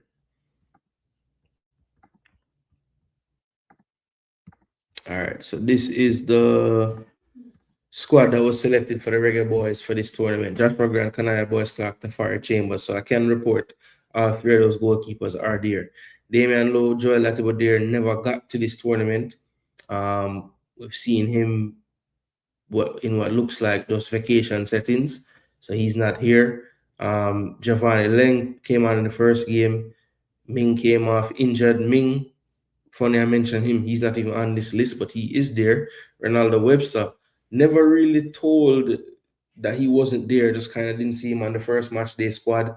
Haven't heard anything about that, but I can only assume probably personal reasons for him as well. Odin Samuel Smith is there and did play in the first game for one half. Ainsworth came on, even though he arrived pretty late after his exploits in the end of the JPL season. Dexter Lembikisa, we haven't seen him in any of the training videos. He's not there. So yeah, don't know what's going on with Dexter. Marlon is there, didn't get a chance to play in the first game, maybe gets that chance this time. Then Isaac Hayden and Tyrese Hall have already told he won't be there. Courtney Clark, Nikhil Ellis, Dwight Merrick, Brandon Kova, who played right back in the first game, and also Delano Splat has since been added as well as a midfielder. So hopefully they have enough cover there for this one. Then Bailey Kadamatri, Kalen Kadamatri, who wasn't on the bench in the first game, believe there's still some issues as far as his paperwork is concerned. But hopefully that has been rectified and he can at least be on the bench for the second game. Did see where, just a reminder of how young he is. I don't think he's allowed legally to be in the same locker room with the players. So they do have to make arrangements for him to go in a separate locker room because he is the age he is, which is quite interesting. Dejan Brown did come on for Kadamatri in the first game. The older Kadamatri, that is, did get an assist for the second goal as well. The ball stuck to him a little bit better, but part of that could have been the Indian team a little more tired, not as physical with him by that point in the game. Nick Simmons did not get a chance, and a lot of people out there would love to see him get one. Tomorrow might be his chance, you never know, but he was an unused sub in the first game. Kaheem Dixon, the ups and downs of looking at Kaheem Dixon play. Sometimes it's just makes your head hurt you. Other times it just comes off for him, and yeah, he's one thing's for sure. He's gonna run the whole time he's doing all of that. Nikolai Fuller, I thought he was decent enough to get another look in this game. Just need a little more consistency from him now, and just like most Jamaican forward players, just a little bit better decision making. And Raheem Edwards as another forward that didn't play in the first game, but is there in camp with the rest of the team. So, Dante Plunkett has been added, and we know that Hayden and Hall out of this list will not be there in the second game. So, first and foremost, how you guys feel about the two people dropping out. I think that's kind of like two of the main players. If I was picking a predicted 11, I would have definitely had those two players like as one of the first couple names I called to see what people thinking. But I think Hayden not in the middle is a loss for sure. Yes, you need passport, everything.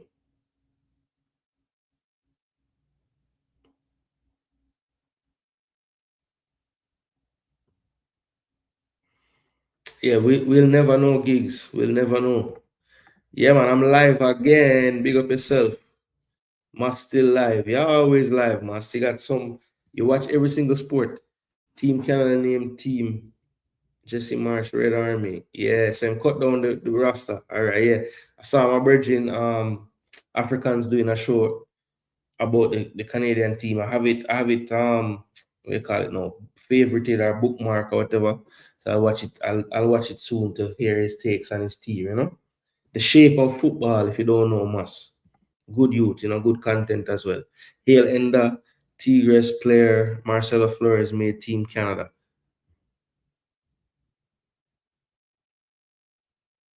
Canada just swoop in and thief him.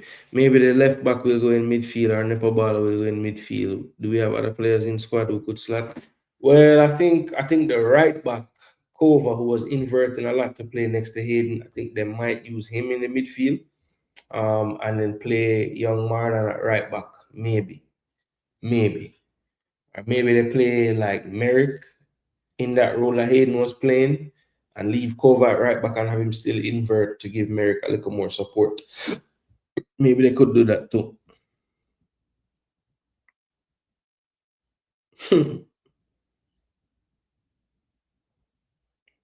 Bless up, bless up, bless up. Grime Lord said link. All right. He dropped the link. Nothing wrong.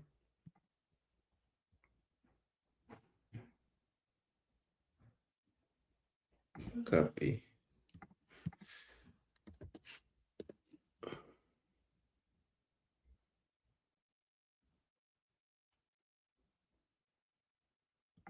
Yeah, Jamaica versus Nigeria tomorrow.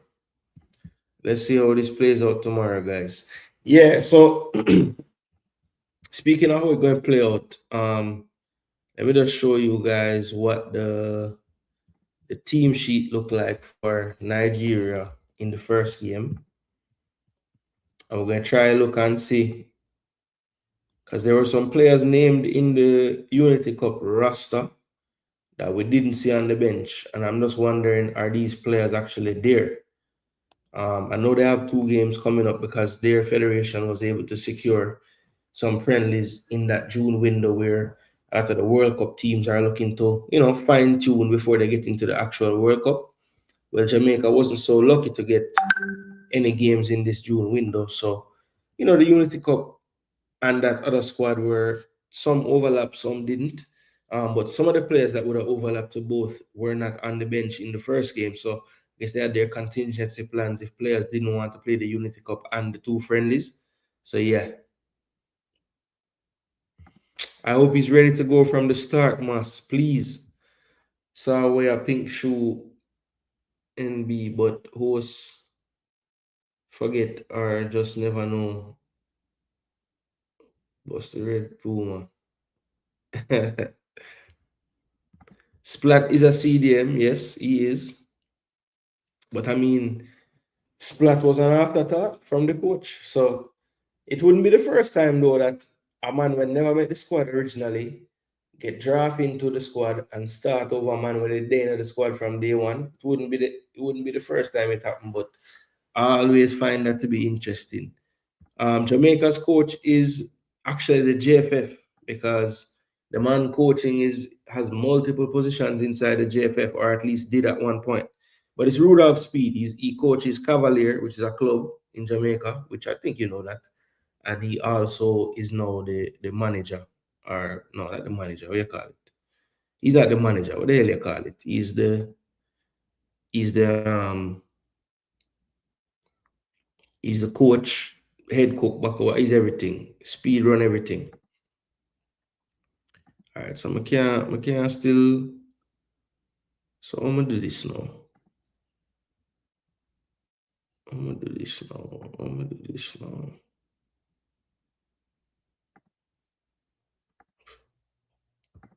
Yo, yo, yo, yo. So I think Grammy's here in the building. Grammy, we have to step on the Unity Cup final tomorrow. Oh, a better team win, you know. It's a better team gonna take it. Yeah, man. So that mean they can't vex if me say Arsenal are gonna win, because we're gonna be the better team on the day.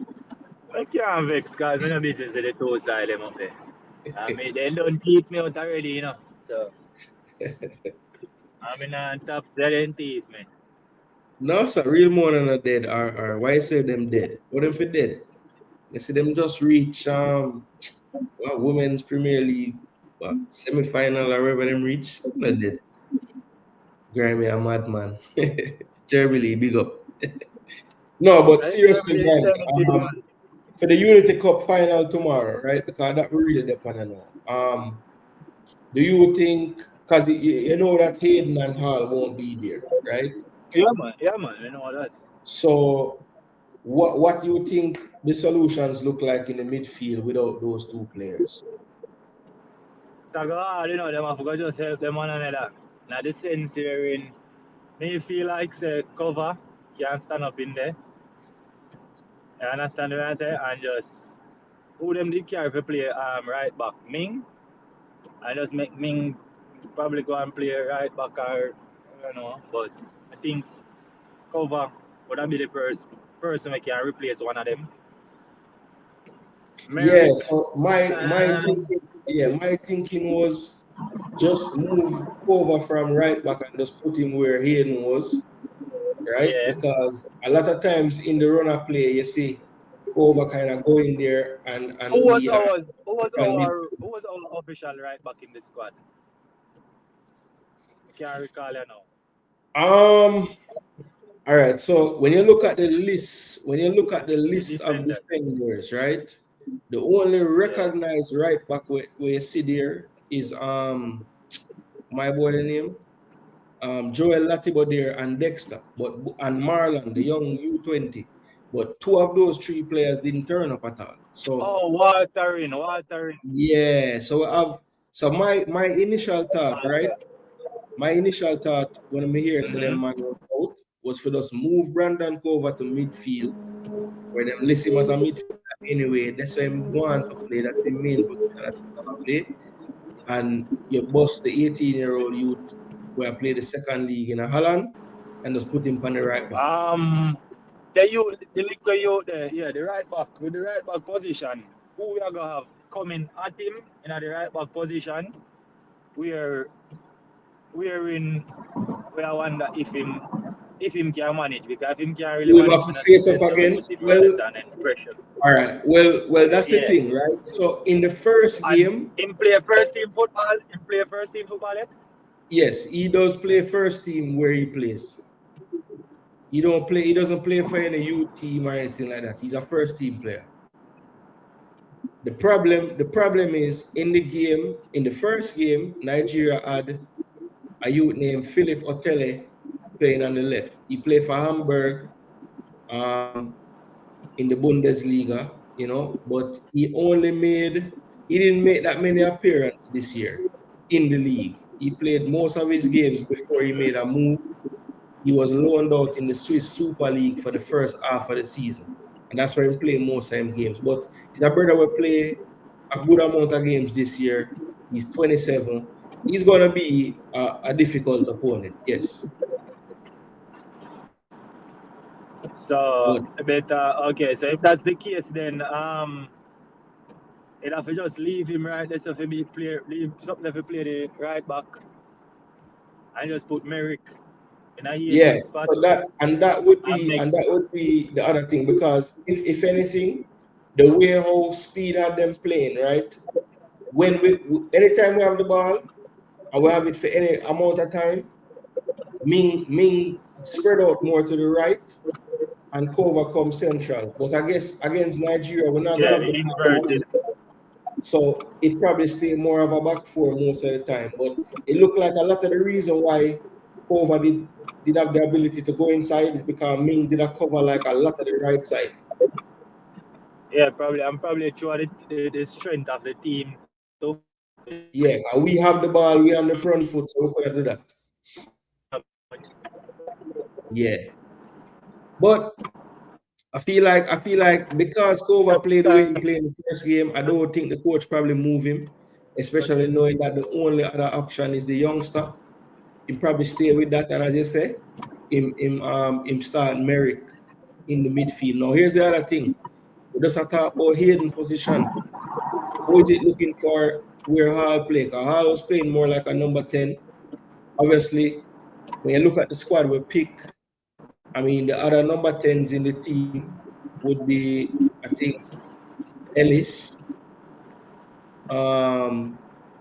Mano Delano Splat came into the team, but he's more of a box-to-box or number 6. And then you have Courtney Clark, who scored a goal in the first game. You know, he said he can play anywhere in the midfield. Maybe him get push up not really sure what the coach wants to do. You know, I don't really see any of the forwards will get selected being able to play number 10. So I have to be one of them people. Who you think? I don't know about the Clark youth because I never really treat up there. And as I say, I don't really want to judge them against India. But we have to go either. We have to work with. We have to just leave the defense line, same way how it is, make Brandon do the invert same way. Use Merrick, as they say, now one of the spot them, and then probably use the number 10 Bashi, as what them say, because him say he's a number 10. So use him in a 10, because him know what it takes, what the 10 needs to do. So if that are the case, then use him as the 10. Yeah, I think tomorrow, Speed, it just makes sense. They've been around the team, they've been around Speed. Yeah, they've been around it for a while. Just let Merrick. I would see that training. Yeah, just if the players that start the first game fit, right? You know, I would maybe change the left back Samuel Smith and go with another option because I never really looked so comfortable out there in the first half of last game. But other than that, would I keep the back four the same? I would have just like make the adjustments in the midfield. Just bring on the midfielders where you have, and don't move around too many other pieces. So the 10 and the 6 to that out. Yeah. So you have a 6 there. Put Merrick in the 6. Put Bashi in the 10, and the 2 man them were gone. You just replace them. With them two there because one is at 10, Bashi is at 10. Everybody say Bashi is at 10. So play the 10. Play the 10 we miss not 10. We don't have a 10 in the team. So Peter Mystic, what kind of rule is that, especially since his adult brother is present? So there's a safeguarding rule where if you're under a certain age, you're not supposed to stay in the locker room amongst the big man them. And it no matter if your brother is there, your father is there, your mother is there, it's just the rule. So you know, I don't really understand it fully either, but I don't rule that, so they must have work with it. Because when them pull up to this training today in Grammy, them basically have a man there to tell Kaden which room him for going out when the rest of them go in the next room. Yeah, so him by himself. Basically, like I guess I don't know if the man will show him the room. No, I don't think him going there with him, but at the end they say him have to change him boots and them something. So I wonder like when the team talk I give, like how that go. Yeah, how we get it? Like, what if he was a starter in the squad? They have to give him a tablet. Well, I say, what if him did a starter? Yeah, I don't know the full story of the rule. But by tomorrow, I'm gonna try to find out the exact story of the rule. I'm gonna bring it to him. But some kind of way, the man stop him and say, "This is your room," and him say, "Okay," and then go in there. Yeah, because with all that said, right, listen now, me just another thing say, all right, the coach tell him say, him not gonna play, him not in the squad, him just there on or whatever the case is. So him not need to, I don't know. Yeah, and that's the thing. Like we saw in the first game where him never sit on the bench at all. We find out later it's because he never have every document he needs. Passport, I hear that too. So apparently the passport is ready. Just need to be picked up. So for me, if I'm not on the bench this go around, then boy, I have a lot of questions. But I'm gonna wait and see Grammy until how it look tomorrow in terms of if him on the bench or not. Because based on what me hear, if him not available for the on the bench tomorrow, then something wrong. Because all it is for go feet, is what me hear. So then it left. How far the place they from where him there? That's the next thing too. Well, I know that the Valley is in London. I know that the Valley is in London. And usually there's gonna be somewhere that would have your passport. In London. Correct. Now I know London is big. So one man left on train today with a puppy and got training. Within service puppy. You see me and got training. So if them did really interested to go get it, they would have got it. They would have go get it. I tend to agree with your sentiment that you're putting down there, Granny, because there's no reason. I mean, training only lasts. It's not like we have all these like media engagements to go to because this is the World Cup about 2 reporters there. So Come on, man. And There's them no time. want hear There's from time. them no want hear from all of we, brother. So All all right, them there have to you do go. is link with somebody, jump in the car, jump on a bus, jump on a train, and go on where you go. If you really, you understand? But hey, is So the game RR, thing? hey, Grammy, RR have a question, right? The man say, will this game impact coach employment going forward? So, all right, for me, this game shouldn't really have much bearing on employment of the coach going forward. You know why I say that? Can you really judge this as like a reason to give a coach a longer time? Because it's everything is kind of different. You know, it's not Nigeria main team, it's not Jamaica main team. It's not a full stadium. It's not the pressure of like any kind of big type of. It's not the pressure is not the same. So I can't Yeah, judge. Same like yeah. oh, we can't judge nobody from India. Me can't judge no coach on a friendly tournament final. Yeah, you not gonna judge them, but I just feel like them a judge. Them a judge. Them a use it in a sense to see. Even him himself I use it. To me, you understand what I say? Him a use Yeah, it for see where come out of it for know what him want to do. You understand what I say? yeah. Because I me mean, not think and again too, if him don't take it fully, it would be the same thing going into the September August window we have coming up. So August, September, Nations League, right? yeah. I think the first one is September. Yeah, Okay, so basically now getting the result to him want. Say for instance, him win tomorrow, right?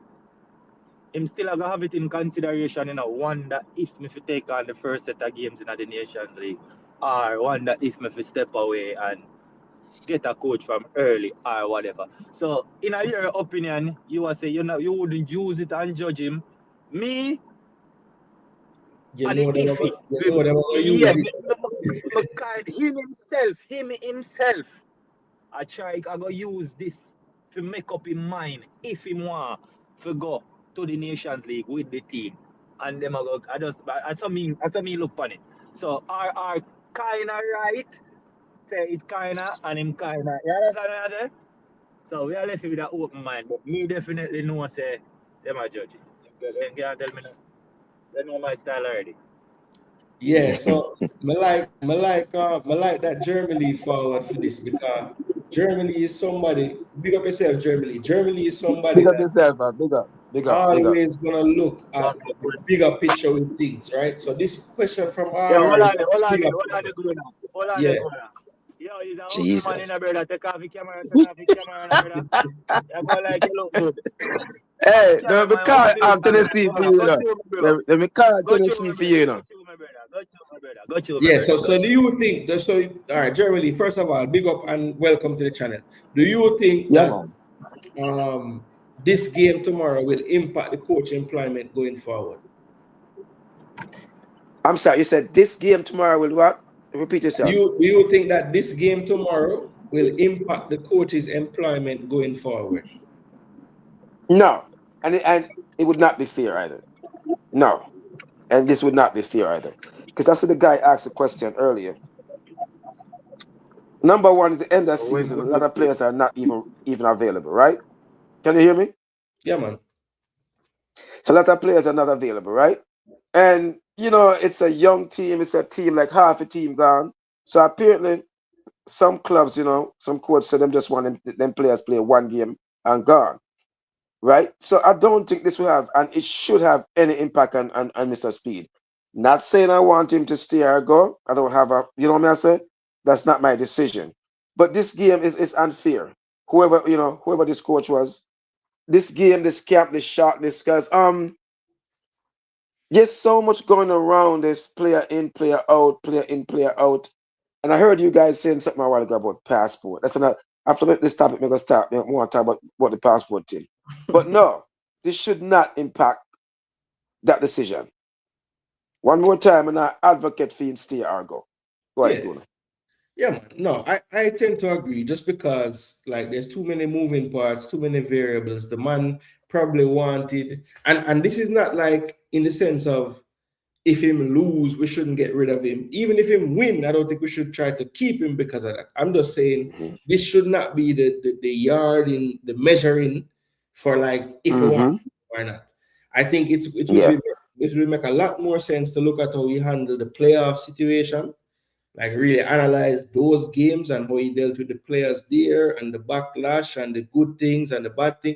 That would to me be a better thing to look at if you want to judge him for being the coach, right? Yes. I think tomorrow is more about can we turn up and give a performance against what is clearly a better opponent than what we played against India, right? It's gonna be a much different challenge, and we know that it's not the team that you would say, like, if we were to all come up with a team, I don't think any of us would have picked the players that are in this Unity Cup. Like every player, right? Some of them, maybe we would have picked, but most of them is like, oh, okay, this is something new, never seen this before. So with that being said, like, may not really expect nothing crazy from them, but at the same time, it can't be embarrassing either. It have to be like some kind of turning up and something, you know what I mean? So let's see how it Just to have Gooner, you said something a while ago, it makes sense. It cannot be embarrassing. Go ahead. Yeah, but yeah, Germany just as said something a while ago, right? Mm-hmm. So basically, I say is a longer time for him, need him to use the Nations League and judge him. What is his chance then? We are gonna judge him. I think you judge him misunderstood already us. and that's No, I think the judgment should be from how he handled the team over the playoffs, because to me that was when the pressure was on. That's gonna be more like what the Nations League pressure would be. But if that's the case, I mean, the squad we picked for the playoffs was nice. I mean, no bugger problem wasn't there, so I guess you accept him to go forward then. No, look. No, we never said that. Not said. No, it's just the way how to bring it across. Remember, you said don't judge him off of these games, right? So basically, when you are gonna judge him, if you're not gonna judge him off of these games, it have to be the Nations League. We are coming in September, so then him have a longer time frame again when you're gonna use. Okay, that. So you're saying it's kind of, regardless of how you feel about it, if we're going to judge him based on the competitive games, just 2 competitive games is not enough to really judge it. Brother, no, I mean, like with these games included, it can be because, as me say, if him win tomorrow, right? What if him come out the better team tomorrow? Everybody are gonna say, yo, him have 5-1 or 4-1, which in him record. You understand what I say? Yeah. And if he have the record, but Grammy, and if you go move I gave you examples before, I gave you examples, and I gave you my example as to why we shouldn't judge him. And I'm not advocating for him stay or leave. That's why I gave you when you would have judge him. So when would you judge him? Okay, so we're move the conversation now to when would you judge him? No, Germany. Not in the sense of okay, like, Grammy, I'm answering, Gooner. I'm answering. He did mention Nation League. He want to know when you and all right, so Grammy, I will take your time because I think you did say Nation League tomorrow. No, I think you did say Nation League, right? Yes. If him get the Nation League, right, and him the poor Nation League, I think he should be gone, right? But if you get the Nation League and the good that I'm a Nation League, even if I want him gone, he might go cement in place, right? But we cannot judge him off these 2 games. We cannot. Tomorrow, if he win, do cement. Tomorrow judgment day. Yeah, I tell you, if he win tomorrow, just know say 1.5 foot concrete. I show you. I'm with Jason Gooner. I try not to get embarrassed tomorrow. No, we not that's it. But me I say, we just try not to get embarrassed. But if we win, 1.5 foot in. You know what, Graham? You said something might make sense. What if Gooner? What if the scoreline is respectable, like a 1-0 loss or a 2-1 loss? We've seen what happened with that already, because the way how the whole Congo backlash or lack of a backlash was. Everybody was saying that we were going to get 6 and 5 and 4, and we only get 1. And I hear people saying, "Boy, I like how we played, and we look good, and we kept the ball more than I thought we were going to keep it." And and then there's others that were like, "Well, we did all of those things, but we didn't have a shot on target for 120 minutes." So it's like, I think with speed, it's been a mixed bag. we saw the lineup come out, the squad, and we said, oh, he was able to recruit some new players that gave us some kind of vibes because we see that they're doing something in their tournament and their leagues. And then we find out that, oh, he's taking players out of the team because they're missing a training. And we say, okay, discipline, we like that. So there were things that he did that people liked. And then once we got into the games, and then once the games are played and we start to hear him talk after the fact, I think all those interviews coupled together knocked off some of the things that we were giving him credit for. So for me, it's like a mixed bag with Speed right now, because obviously the biggest problem is he's too involved in the football in Jamaica to be the actual coach. That's the first and foremost problem out of everything, right? And then when you peel that away and say that don't bother me, then you can point to attitude with players, alienation of certain players, right? Is it the right thing to do just because you might not, have the best relationship with some people that they're involved with and stuff like that? Is that really how the national team should be operating, where it's not about the what the player can bring me, but can I coexist with their management team and all this? To me, that shouldn't be a problem, but that's what happens if your coach is so involved in so many aspects of the football. He's going to have his enemies and his favorites inside the football. And you kind of saw that play out with the team in the first part that he had. But good, I want to touch on something what you said a while ago, right? So as to what you say, everything you said a while ago is true, and it doesn't sound biased. It sounds like a man who's have some concern. However, there seems to be a cultural problem that we can seek in the media, and it's going to take a new coach to change all that, right? And so the next coach have to go in and have a meeting and sit down, right, with all of them, every single one of them, right? There's also needs to be a mindset that what happens inside here stays with us inside here. Coach, players, everybody, it stays in, right? But if there was some indisciplined stuff before, the next coach Gooner has to change all that. We can't carry that over. Senior or junior players, it have to stop.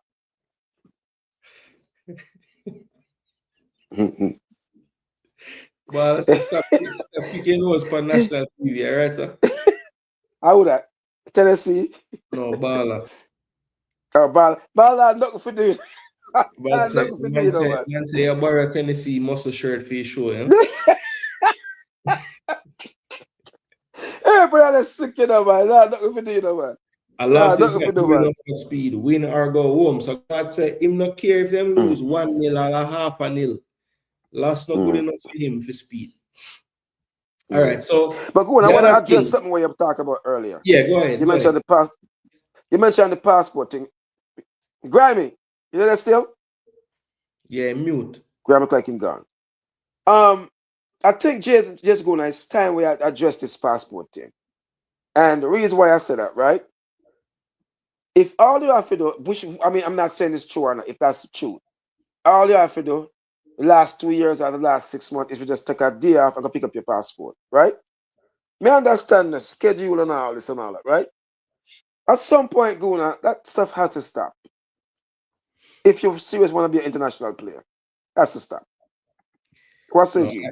I agree totally. I think sometimes it's almost like frowned upon if we even question some of the time that it takes players to like acquire their documents, get their passport, get everything they need to play.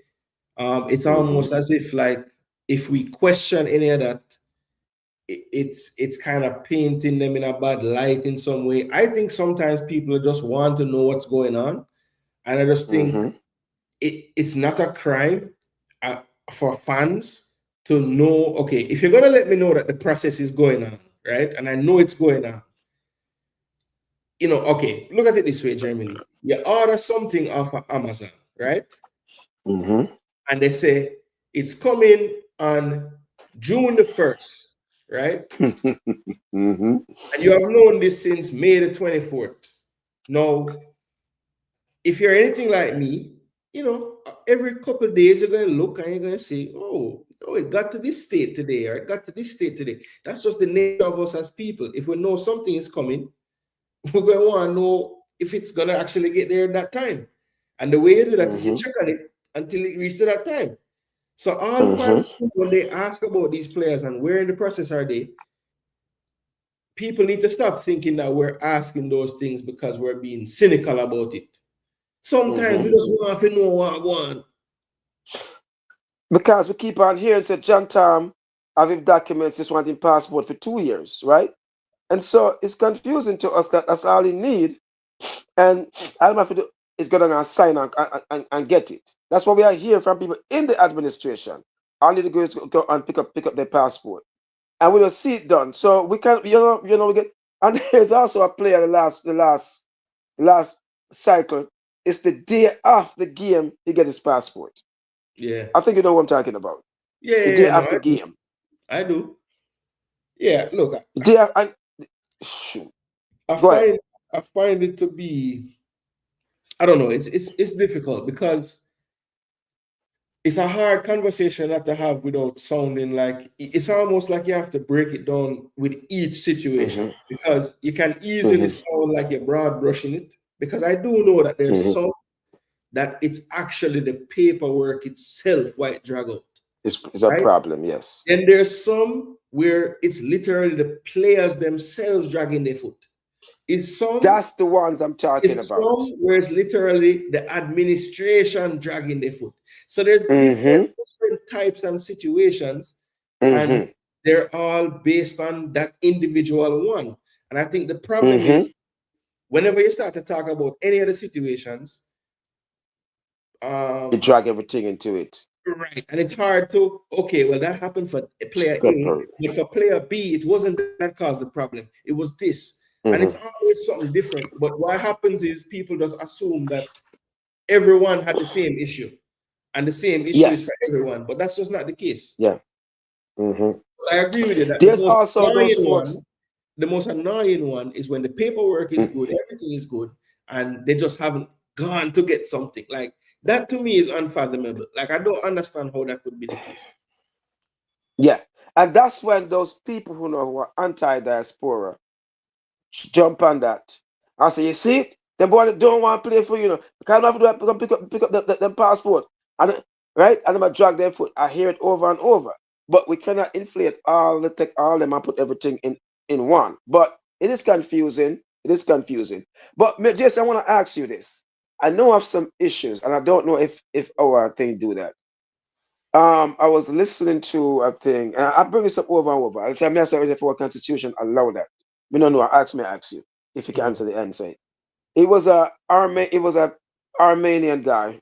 His father was born in Armenia, but he went to Argentina, and the Armenian government, FA, see him and wanted to come play for him. And they tell him, sit back, just relax, and then get everything for him. He didn't have to go over there and sign nothing. A lawyer did everything for him. Can that happen in a Jamaica where the person lawyer can do that for him, or he has to be there physically? Look, I've heard stories where they have said things like, once all the documents have been acquired and whatever needs to be signed is signed, like someone else can kind of run stuff to a place for you and start it. I think at some point in our process, though, you have to show up physically to something, whether it's it's whether it's where you live, it's the commission there that's going to report it back, or you go. I've heard that the best way for Jamaica is to acquire all the stuff you need to get your citizenship. And once you have your citizenship, go to Jamaica to get your passport. Okay. Everyone that I've ever spoken to said that's the best way. So you can maybe do everything remotely up until getting the book. The last thing. Fast. Exactly. Yeah, that's the situation, man. The last part, that's the picking up part. But what them always do, try make the excuse, Yeah. A player have and grimy. That makes people who don't like them now pint to that. Which is true, but I mean, if you're really interested to get it done, go get it done, So let me because grimy, I need to get some important stuff done in September. I already have my appointment, my flight and everything. Very important stuff. I'm gonna take 2 days off. You understand? You know, say it's important, so get it done. I mean, last minute them look on it and realize it's let me ask you guys this. The people that, because all right, do you think that there's ever times when the truth is withheld about players and how they're getting the documents, not because Yes. and do you think it's to try to protect the players themselves so that people don't know some of the like stories that maybe they might not agree with? Do you think that that's an effective way? Do you think it'd be better if like more truth was told about some of the situations? What do you guys think? Because I think that some of the stories that we hear, depending on like, you know, whatever people are trying to get you to think, they can frame the story a certain way, right? So Grammy just say a thing a while ago where him say them kind of tell you what them want to tell you type of thing. Is it a form of protection so that we don't like kind of we don't give ammunition to those Protect that from who? players Protect maybe from don't who? want to play? Protect from who? Well, there's people out there that think that most of these players that take a long time to become Jamaican citizens is because they do, that's not exactly what they might want to do. Like, So yeah, they're they, waiting you and know, they're they dragging could their play feet. for Jamaica, but maybe they don't want to play for us now, type of thing. Like, do you think that some of the, because I mean, there are players out there, right? Even though I'm somebody that is all for players coming to play for us, I know that there's players out there that, you know, aren't sure that they want to play for Jamaica right now. Oh, of course, definitely. And I feel like sometimes like if Remember, say we have you're one to, we can use one as an example, who's that? Ochi, You know how bad. Ochi? Omari. Yeah, Big Yeah. man. right. So no, I say So, we just can't use one because remember, and we can't beat him and we can't do nothing because what the kid is 21-year-old, the youth are protect him future. You yeah. understand what I say? Him a protect him future. So I mean, you have to just All whenever right. you're ready, brother, So you forward, but don't forward too late. all And right. that's all me can say. So you put it out there that listen, everybody where I listen. Omari Hutchinson not ready to play for us right now. He want way more options, him not sure. Fine.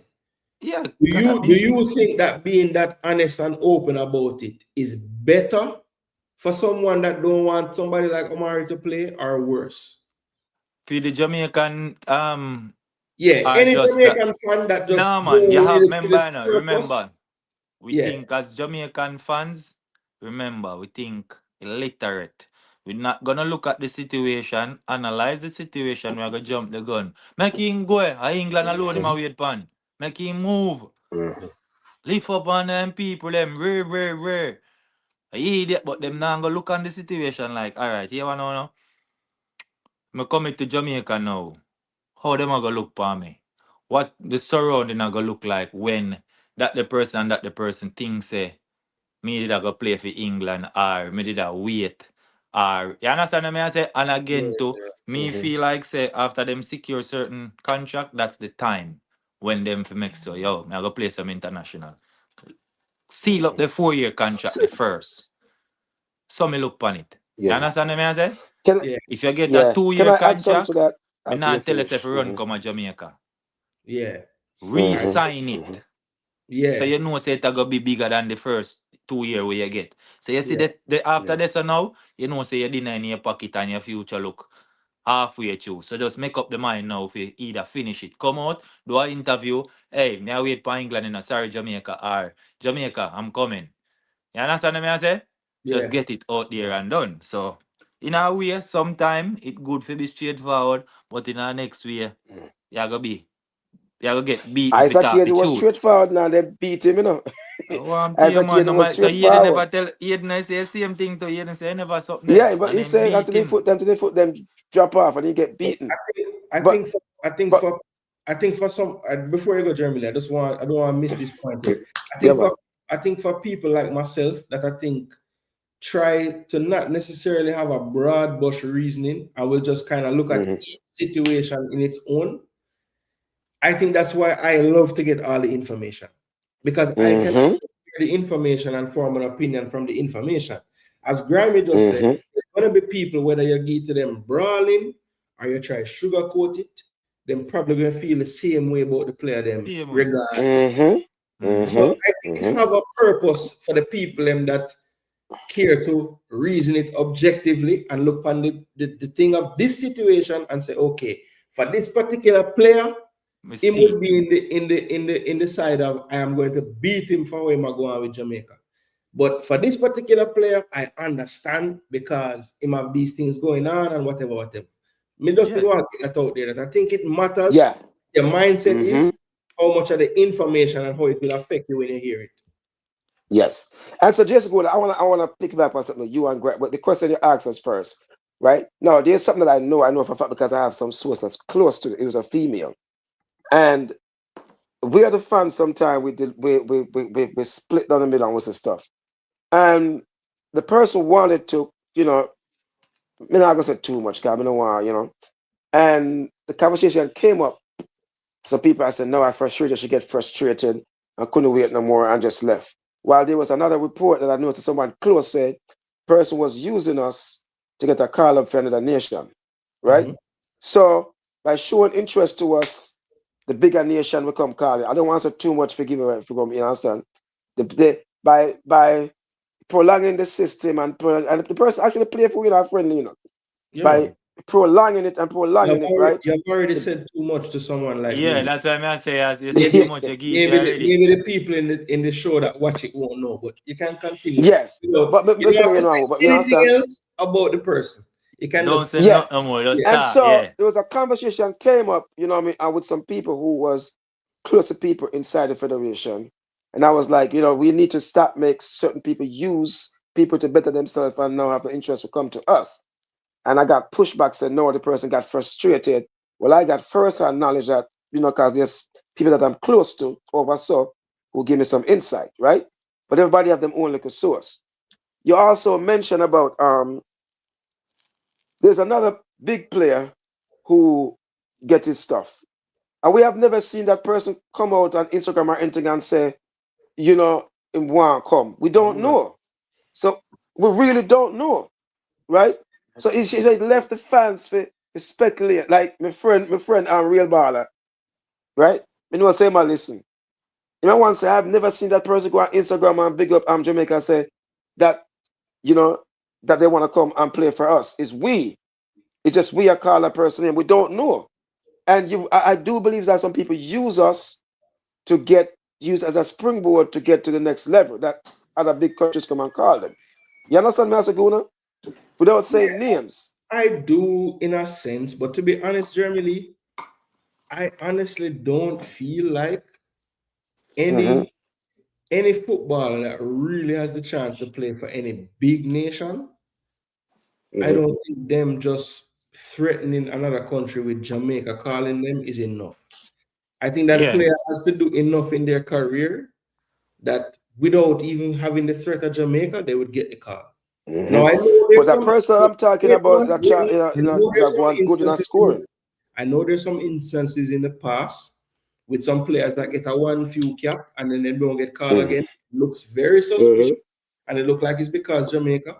But I can find you many other 1-2 cap man whenever I have nothing to do with Jamaica. It's just something with the big country too. Sometimes you get hot and you get called.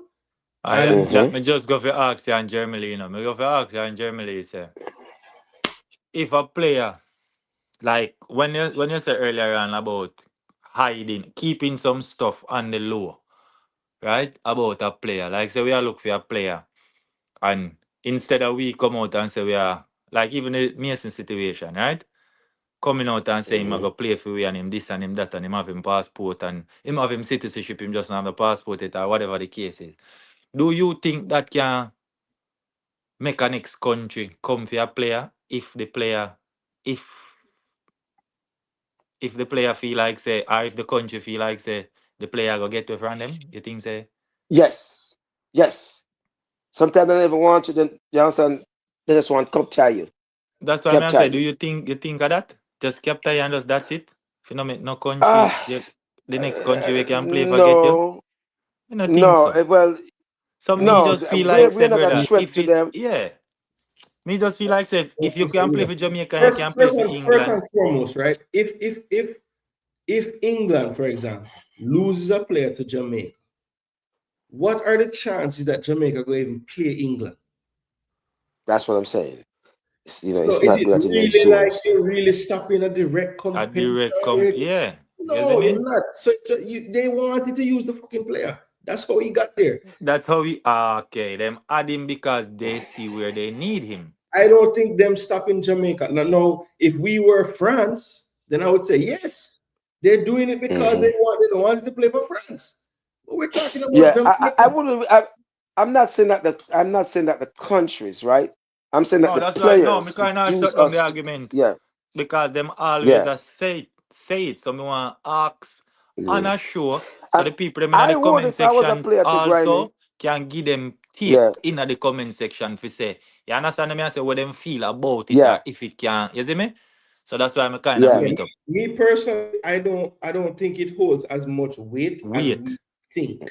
Hmm. Right? I'm not saying it's not any factor at all, Jeremy Lee, but I Mm. don't think it's like that cut and dry where Because as what me say, why we me never be use think Hutch. about this player, but you see, because Jamaica look on him, let's give him a call up. I don't think Yeah, it's no, that. I don't Yeah, think that. That's why You know? I say yeah. even with the Hutchie No, situation, mhm. me think the Hutchie couldn't commit yet because where him did there.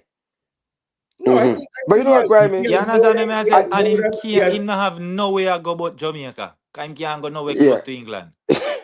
leave him alone.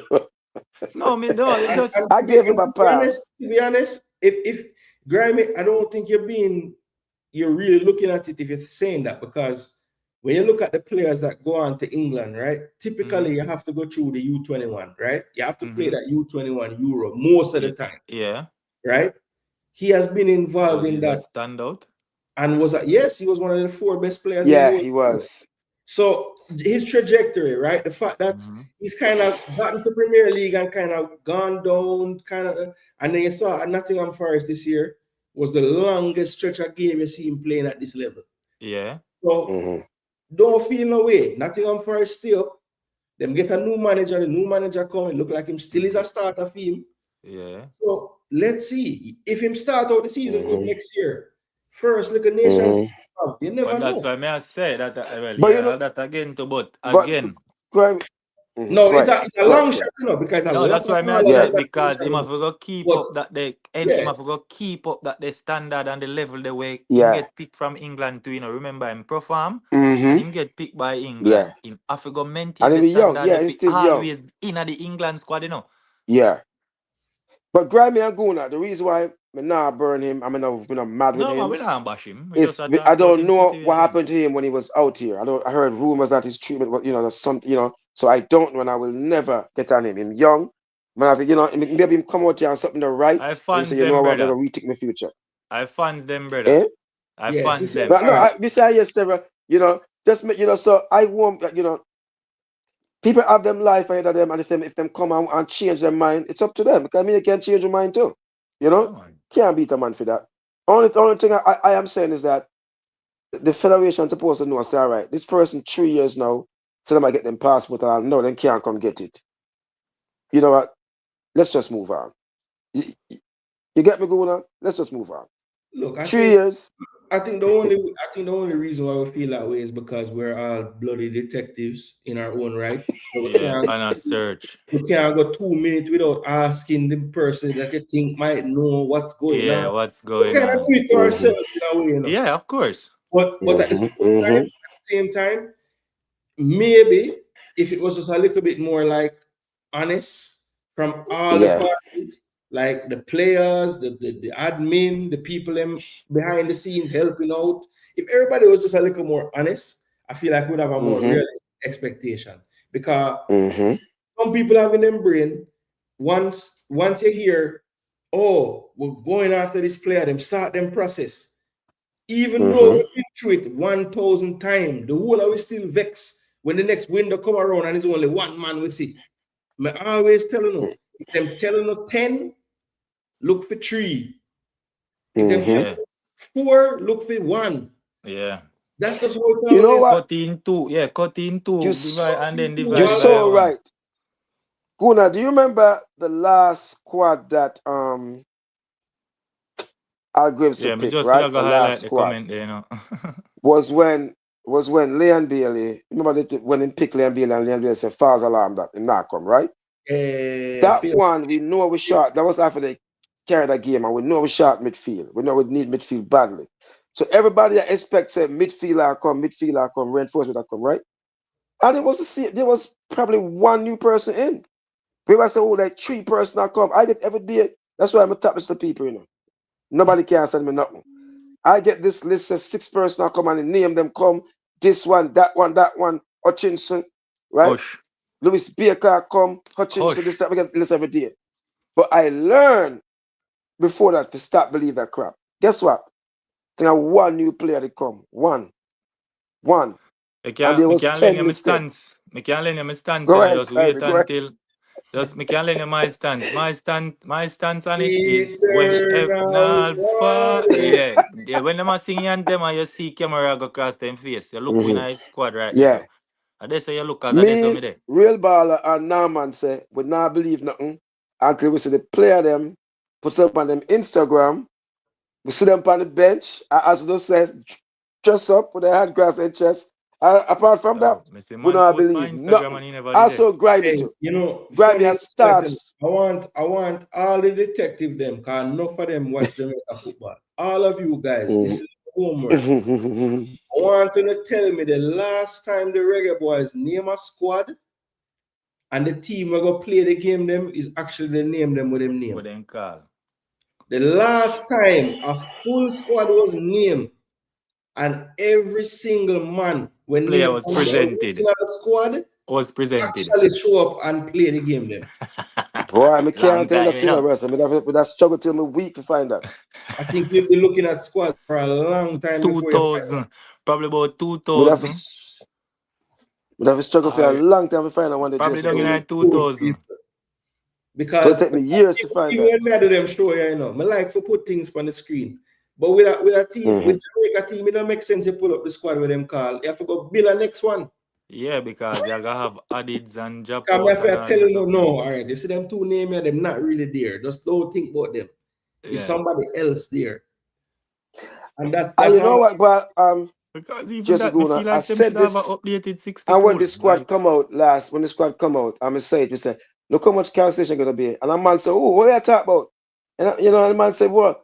Say, what gonna do? I said, no, we don't know. I don't know who's gonna replace. But every time there's a squad name, there's always at least 2 or 3 players withdraw. And I wasn't wrong.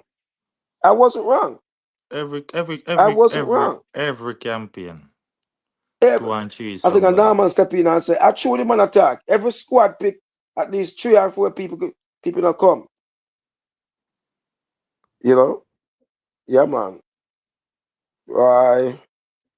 No, grimy, you know, but it's just what it is. But, you know, at the end of the day, do it tomorrow, you know, a black, green, and gold will say whatever happened, you know? Yeah, man. Yeah, so black, green, and gold. Guys, I don't want to stay on till morning, but what we want to do before we cut out, right? We kind of go through a little bit like kind of what we think going to happen in terms of who not there. But what we want to do is I'm going to run through really quickly what I think the 11 will be for tomorrow. Just to predict the 11, not what I would do, people. This is just what I predict the coach to do. All right. So I think he's going to play back Boyce Clark in goal. I think he's going to play Damian Lowell captain and play centre back. Ming came off injured in the first game, but I feel like if he's fit at all, he's going to play Ming again with Low, because I think he did play good in the first game, to be fair. So I would play him again. I would put back Brandon Cove at right back. At left back, people, is a dangerous one, because I don't think Odin Samuel Smith looked that comfortable over there in the first game. Ainsworth came on for him at halftime, who is a player that been playing attacking in the JPL, but he was listed as a defender here. So I guess for the purpose of this team, he's a left back, right? And he played left back in the second half. And then the only other left back that I see in there is the guy who we brought in, who was supposed to be on the U20 squad but got injured, the U18 player from Man U, Dante Plunkett. So he's a left back. Yeah, he's a left back. Oh, okay. With all those names there, I know speed like the youth, but I think I'm probably going to go with Ainsworth to start, because he have a little more experience at this level. And he has speed. And he's an athlete, right? So it's not like him going to get Yeah. burned on the wing. Him can, him know speed, him know speed. Yeah, that me Him just a love go to say play. I'm player, Him a so I go play, know. right? So Yeah. that's my back four, keeper, boys club. Into the midfield now, I think what Grammy was saying earlier is what him probably going to do, right? And that is just play the man them when bring as midfielder. Dwight Merrick will Now, come nice. in. I think Clark will start back again because he scored a goal, and he played decent in the first game, Courtney Clark, and then it will be Bashi. Ellis will get him chance. Big team him a play, good feel him a play pan. Everybody Them say say him give is me a a 10. chance. Yeah. Put him Somebody in them there. say him is a Let's 10. see what him do Play against. him, yeah. Mhm. Give him 10 roll. Give Cause him them chance. say, yeah. Give him 10 roll. I feel it. Give him it.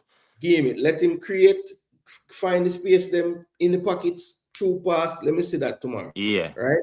Then I think the wing pick themselves again. I think he's going to play back Dixon on the one wing. I think he's going to play back Fuller on the left wing. And then up front is the only place where I think maybe we see a change. I think Kadamachi was very quiet in the first game. The ball was bouncing off of him a bit too much for my liking. I know Brown came on and didn't play as long, but the ball was sticking a little bit better to Brown from what I saw. I don't know if you did see that, but him have the same type of energy level, him running around, helping out, and he looked like the ball was sticking to him a bit better. So Which Brown that?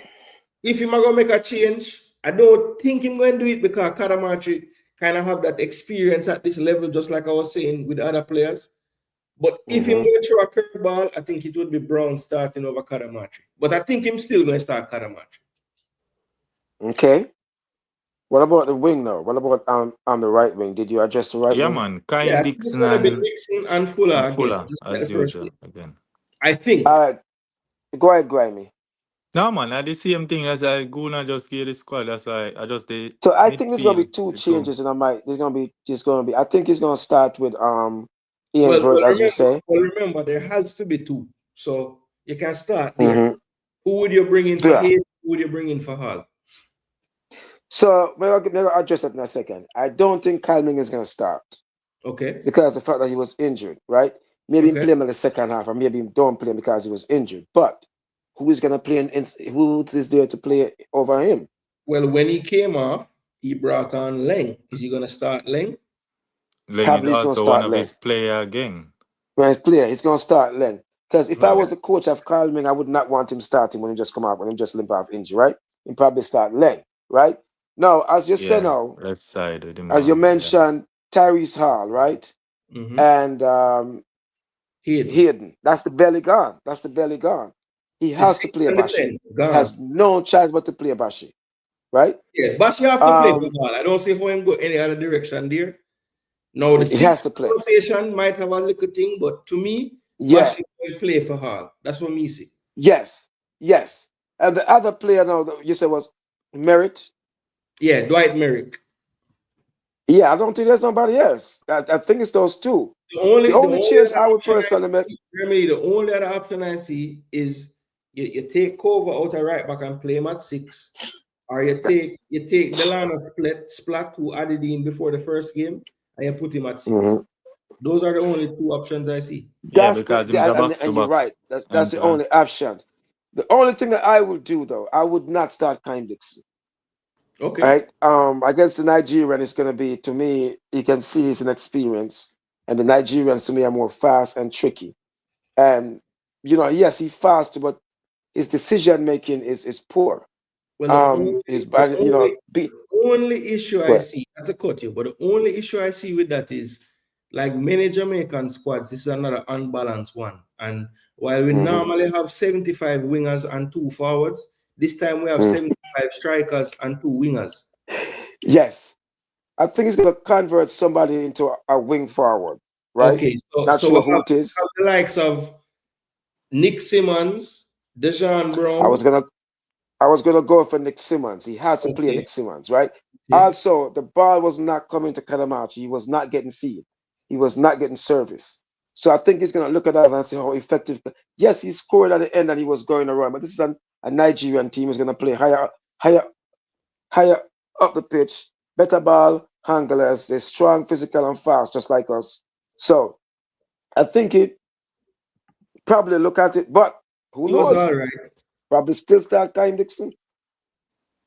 Yeah, I look again, not what I would do, but I look at the makeup of the squad and I just don't see another.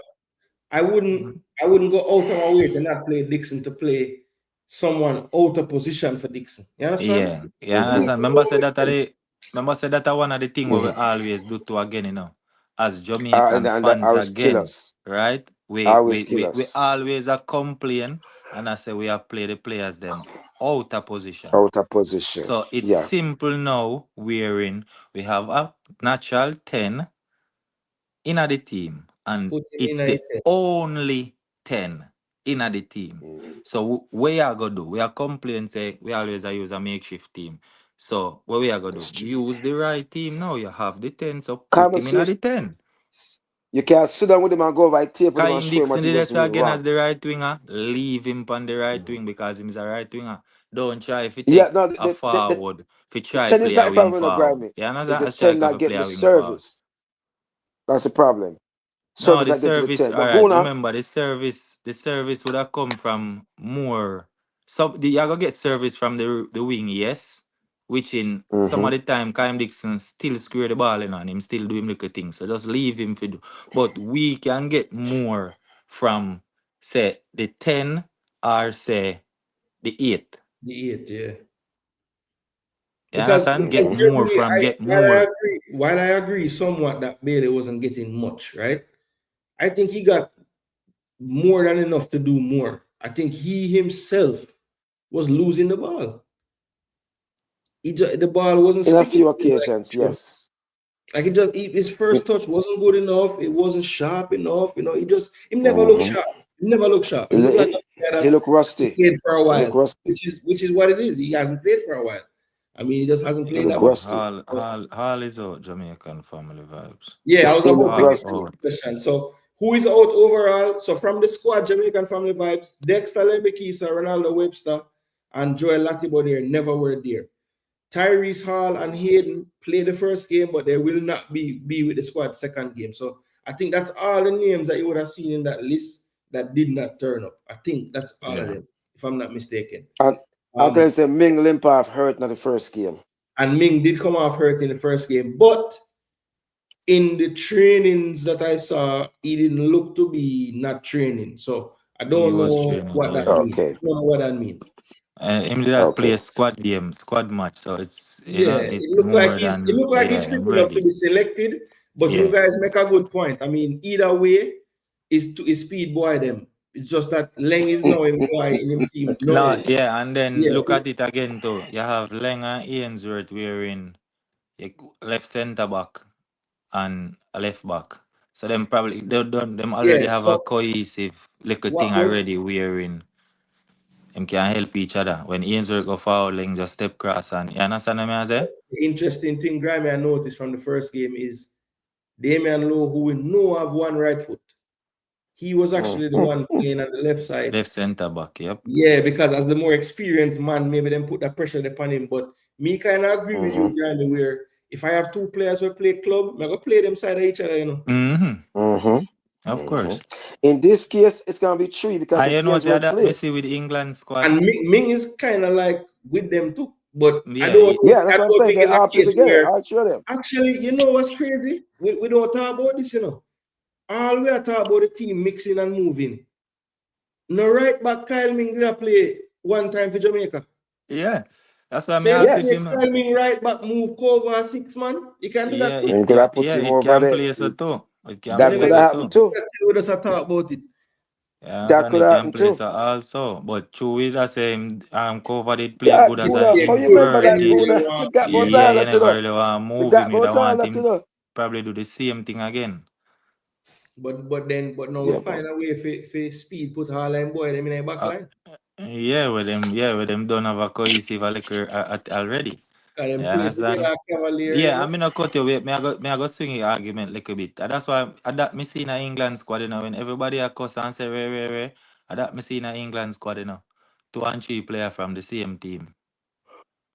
Nobody can So, tell me say Madueke cannot get the car win trophy. brother, 2 and 3 player from the same team. Yep. Meaning, Him he have and him you train sponsor, together, we Archer's already Villa, Yeah, know little understand something. each So, other. yeah. all With the right. Newcastle You man. understand? Mhm. I said, so it easier. It training I go easier. Instructions I go easier. Is it me? Game I go Understand each easier. other. Yeah. So Yeah, if I man, saw what we it is, can man. pick which side, I know say yo we are do the right thing, bro. It's just the right thing we have to do. We Yeah. have some nice crop of players so we can go forward with. Is it me? We not tell Yeah. us say we are gonna reach the top of the ladder or Yeah, top of he the was pinnacle right away. he was Just listed. is it me? Take your time. Take your Because grimy, time. think of it, not grimy. So June start what? The next couple of days, right? And then July, September, August. September Nation League, That's when the real thing starts, grimy. You know why? Everything affect Nation League affect everything. That's where the ranking start from. And everything it affect everything. You understand? So right there, so now we have to take a serious thing, brother. Serious thing. Mm-hmm. You have to know what Yeah, player man. them we are use going forward from Yep, now, yep, brother. yep, yep, yep. Pick a set a certain player we is it me? Oh, we know say Mm-hmm. yo, at them we are use go forward. But with the foolishness. 'Cause we can't go in a Yeah, them man. Go now. tournament, they are not gain Anytime you ready, points and you see me? Not try Yeah, if you man. Yeah, win. man. We have to do that. Yeah, man. Yeah. So look, people, we go through the predicted 11. We don't tell you what we think are gonna happen. We never really do any score predictions, but what we're gonna do? Back to that quick scores prediction, man. Quick Yeah, one. we're gonna do real quick. So Ask the audience Germany, them to give me. Who the audience? Ask them to give them score. let me know what you think scoreline tomorrow. I said 2-0, 2-1. I'm Nigeria. 2-1 Nigeria. And Germany, since you never there earlier, give me a Champions League final prediction. Oh, wow. I think it's gonna be 1-0 Gunners. They're gonna hold out for a 1-0 win. It's gonna be tough, but a 1-0 win. All right, Grammy. Give me two score them, Grammy. Champions League final and Jamaica. Champions League final, boy. I want to know win, if tell you the truth. I want to know win and I want to know win. So I don't know. Well, there must be a winner. There must be a winner. And there must be a winner. But if you win, it have to be more than one goal. You're going to win the game by one goal, but both teams are going to score. So we can't win 1-1, but we can win 2-1. Yeah. Well, because PSG are going to score. 2-1, yeah. PSG are going to score, man. So then probably 2-1? Score first. Yeah, 2-1 if you win. 2-1 if you win. And if PSG win, PSG are going to win 3-1 or 4-1. People Grammy can't lose because him say the two side them are going to win. So him win already, nobody give him a prediction. But yo, yeah, a safe bet. Safe bet. All right. I see him thing now again. I want Jamaica to win. But it's coward. Jamaica have to score how much goal, Grammy? How much goal Jamaica need? Coward betting. How much goal Jamaica need? Jamaica gonna need man bet $2 $50 yesterday. Go on the car and get the next $50 on the next team. 2 goals so spit out your money. Yeah, man, can't lose. 3 goals, me lose, man. Make up your mind, Grammy. 1 goal and 2 goals. Make up your mind. What the audience say? I'm good.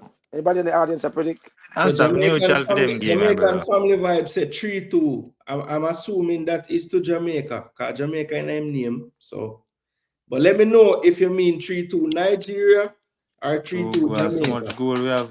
Yo, watch out now. Yo, that's what I tell us. Sometimes we different, you know. David J said 2-2. Oh my gosh. 2-2 to penalty. What about the Jamaican game, David J? Oh, Jamaica lose 3-1. Me, mama. I tell them, I see Jamaica score 3 goals. If they not score 3 goals against weaker opponents, So I think 3-2 Nigeria, 3-1 Nigeria, 2-1 Nigeria. What do you think? That's why I say Jamaica, them probably can sit now on 1-0, man. Jamaica can win a 1-0. Jamaica can win a 1-0, but me just I will You lose know, I just 2-1. feel like Nigeria And will if beat this and thing. if Jamaica lose, what is score? About 3. That could So be possible. Jamaican family vibes. How am I supposed to know which one I two team never win? You put 3-2 and you put 4-3. Well, when we guess, if it gets which one I team never win, Yeah, I gotta Jaja. say Jamaica. Yeah, I gotta say. I look at the man put 4-3 Champions League. So what that mean? Who win? You have to put up some name, brother. Put Champions up League some name, win. brother. Yeah, because if 7 goals scored, the Champions League really win. Because I think that's winning. 7 goal enough goal that enough for one final, you know. The bad you have it. Use your imagination. Well, Everyone with him say, Steve, go now, me tell you, say something say. the big citizens say 3-2 Arsenal, me can't believe. And 2-0 A T got that? No, man, I'm a sister in that, man. Oh. Number 1 reggae girls fan. She know everything. Mm. Why am I scout that, man? Bless up yourself. Bless up You yourself, Scott. know she know enough. Bless up We know we yourself, are Scott. talking, bro. It's all good. Mhm. Yeah, man. So yeah, Jamaican family vibes. Honestly, I really want to know who you attack. I don't want to assume it's Jamaica winning, and I don't want to assume it's Arsenal winning. 'Cause it could be PSG and it could be Nigeria. So let me know, my G. Grammy say one love Jamaica R. So I don't know what Grammy say. All right. Jeremy Lee, give me the one love Arsenal and the 2-1 Nigeria. I never give no Nigeria score prediction. So me I go say Nigeria 2, Jamaica 2, just like last year. Boy. Penalties. And That's a bold prediction, Gooner. penalties, God. bro. If you think last year penalty shootout was nerve-wracking, you see how this squad setup look? You gotta have some man take some penalty tomorrow. That more, you know. I have This questions is though, a madman Gooner. that takes. And your Be a madman prediction. that take. You think that we're gonna score 2 goals against Nigeria even though the ball is round? You see that happening? Yeah, I know, but this Nigeria team defense is not in the. I mean, they're not. Some you they don't play defense. You know? Yeah, but we have some kid that play 2 and can't even string 2 balls together up front. Nah, The service up front looks sucking. But boy, if this come true tomorrow, brother, my hats off to you. Yeah. You know, me drive, I come get a 6-pack of Guinness. Drive a 6 drive, you know, I don't. Let me I stop didn't. ya. Think, I didn't Let- think last year. I think last year I probably predicted us to lose and we drew. So I'm saying, all right, this year I'm gonna actually. You understand? I'm gonna actually give them a chance. So 2-2, me say. Yeah. Me don't go for Arsenal already. If me don't go too far, I would have said we win 2-1 or we win 3-2. But me not go so far. I go for 2-2. By the way, good, I owe you $2, you know. Because you win the PSG game when you bet your $1. And you win the Madrid Real Madrid game. That $2 I owe you. Look like you forgot. That add up, bad. Yeah. What if I go and bet the 1-1 till it reach a nice number? I can say, it's an add up, bad. The add up grimy. Yeah, man. Jungle people, smack a run, you know. Yeah, man. Yeah, man. Bless up yourself. Respect We're talking, gentlemen. Guys, have a good night. Listen, Always, people, man. in the From comment there, I have to section. drop a link from me in a comment. I'm there. Yeah, man. Yeah, man. Grammy are the only person get me for drop link, you know. I don't know. If I'm gonna if you have a call-in show, man, where people come in and if you do it more often, just man, take people him time and go and do engage. him, you know? You see, man, them like chat can You guys have call-in shows everywhere else. Yeah. Sometimes when No, but if you do that, and listen and stop chatting. You are a famous on the show, but you have to warn him. No SYM. No, man, I don't censor this channel. I make sure say no kids, you know, come I have kids in my house and I don't say this proudly, but I sometimes curse, right? So I'm not going to come on here and act different. I mean, I curse in real life. I will curse on here too if I feel the need to. Yeah. It's just always not a need to. You understand? Yeah, we just don't want to get you strike on YouTube. Can I tell you feel? Oh yeah. Well, I guess certain things. I'm a boy doing about that. Easy, man. But anyway, people, listen, I'll get some rest. Long day tomorrow. As I said, yeah, man. Good luck to my daughter. She have some game tomorrow. She'll play ODP. Oh, she have game tomorrow. Yeah, man. Good luck, man. Yeah, brother. Try and finish some of the game, then, brother. Favorite team, Germany. The ODP. Eh? Yeah. What? Try and video somebody game then, brother. She has to Mia tomorrow. She has a Mia tomorrow. Yeah, man. Oh, I forgot to say a different team than play upon, right? Yeah, and actually the team, she actually on a different team for like our club team now. She get recruited to play for like the Atlanta version of Fear Club. God damn. So yeah, so it's gonna be a bigger season next season. So yeah, man, she'll do her thing. Yes. I was telling my friend in North Carolina, he said, "Oh no, she's way advanced." He said, "Oh no, she's way advanced than my daughter," because when I mentioned the state, I said, "Oh hell no, she's way advanced than my daughter." So that's what I said. I was right because I see something special in those kids that was playing in that league. No, look, family, that day you were exposed to like, these are potential future national players. Yeah. Grimy. But now I like Grimy. If you come out and say you pick them play, bro, then we are ahead of what we used to Grimy as kids playing. We are ahead for them age. We are ahead. Who will be the Champions League donkey? We're gonna find out David J. But listen, anybody that didn't get a chance to drop their live predictions in the comment section, just drop it. I will add it to the big board and we'll come back for the review show tomorrow. We'll reveal who get the closest and who was the maddest of the mad. All right. So people, and thanks so much for tuning in. I want to respect Grimy for forwarding, Jeremy for forwarding, getting a little strength and having a nice conversation about the football. And tomorrow we have two big finals, people. One, UEFA Champions League. Second, some people might say it's not big, but to some, it's a big final as well. Jamaica versus Nigeria. So we're going to see who take home the Unity Cup and who take home the UEFA Champions League. Lord, please. Am I here, Lord? Knicks both win. Arsenal win the league.